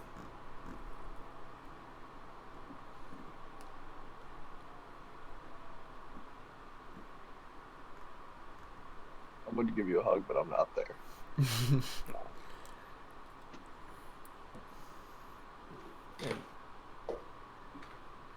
As you're kind of standing there and for a moment you shift and you feel something in your pocket.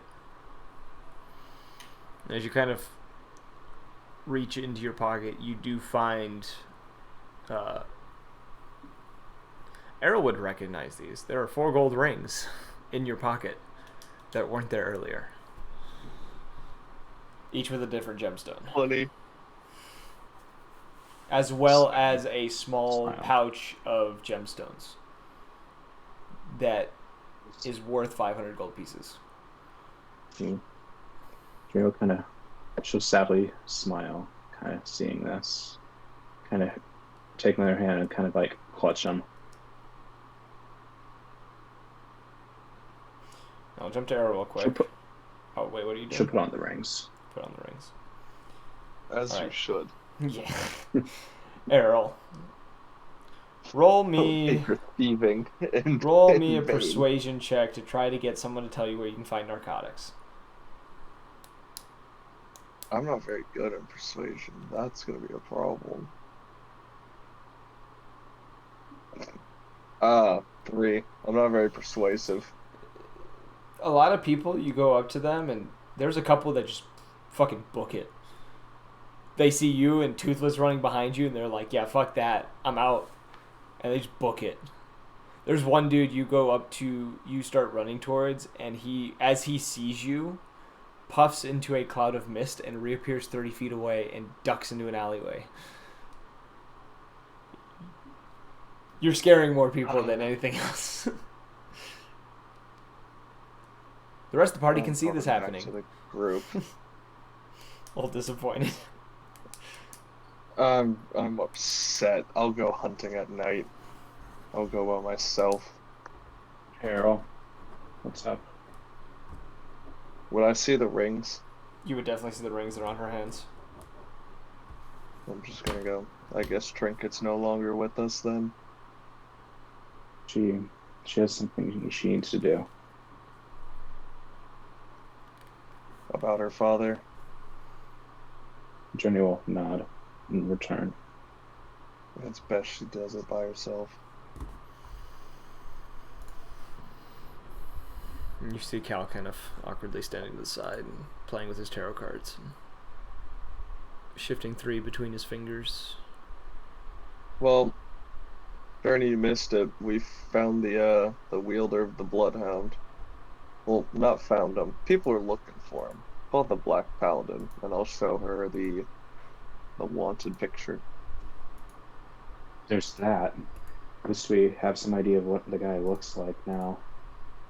There's also an elder black dragon that people want dead for 100,000. Let's focus on the smaller black-garbed dealer of death. Are you referring to the paladin? I don't think Yeah. he's a small deal. No, I mean like stature-wise. Oh, fair enough. I'll see what we can find in the area. We should probably Maybe find see- somewhere huh? Have you seen any shops? Anything good?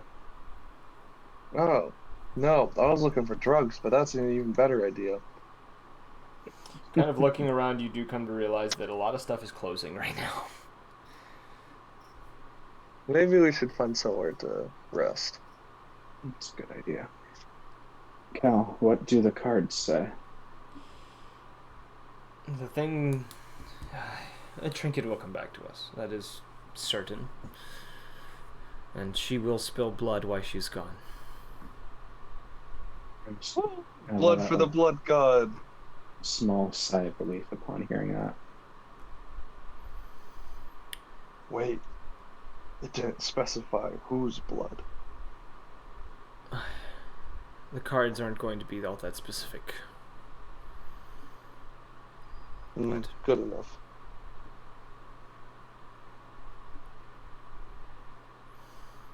And kind of, for the third card, he kind of stops it, and you see the friend and the lover, but the friend is the one on top. And as he kind of stops it, he just kind of... I assume this means she's going to run into someone she knows. Probably a good thing, but could also have some negative repercussions somewhere. But we do know she'll come back, so she should be her fine. Spirits lifted, having heard his prediction, she'll joke that Laura just got friend zoned. But she's smiling a bit more, hearing that she'll most likely end up reconnecting with them. He slides his cards back into the deck and slides them into his pouch again. Looks around and says, let's get some rest and we can figure this out in the morning. It's been an exhausting few days. Be glad to sleep on some solid ground. And we have plenty of planning to do. And that's where we're in tonight's session. Unlike the other party, you guys aren't angry with me. I don't think so. I could be wrong. I could be wrong. People could be pissed at me. I have no idea. There's danger around every corner for me. I am the DM. Anyways, we hope you guys enjoyed. I had a great time with this session. I didn't think this was going to go this well, mainly because I felt like shit before the session. Glad my tune changed. We hope you enjoyed, though. If you did, you want to catch future episodes, follow the Twitch, turn on notifications on there, join the Discord, or follow us on Twitter for notifications when we will be going live and when we do go live. And if you want to catch up on previous episodes, listening to them from the very beginning of any of these campaigns to where we currently are or where they were left off, a few campaigns never got finished, you can find them on the YouTube page, which is linked to any of the places mentioned before and below in the Twitch. And as always, we hope you guys enjoyed, because we certainly did. And we hope to see you all in the next session. Goodbye.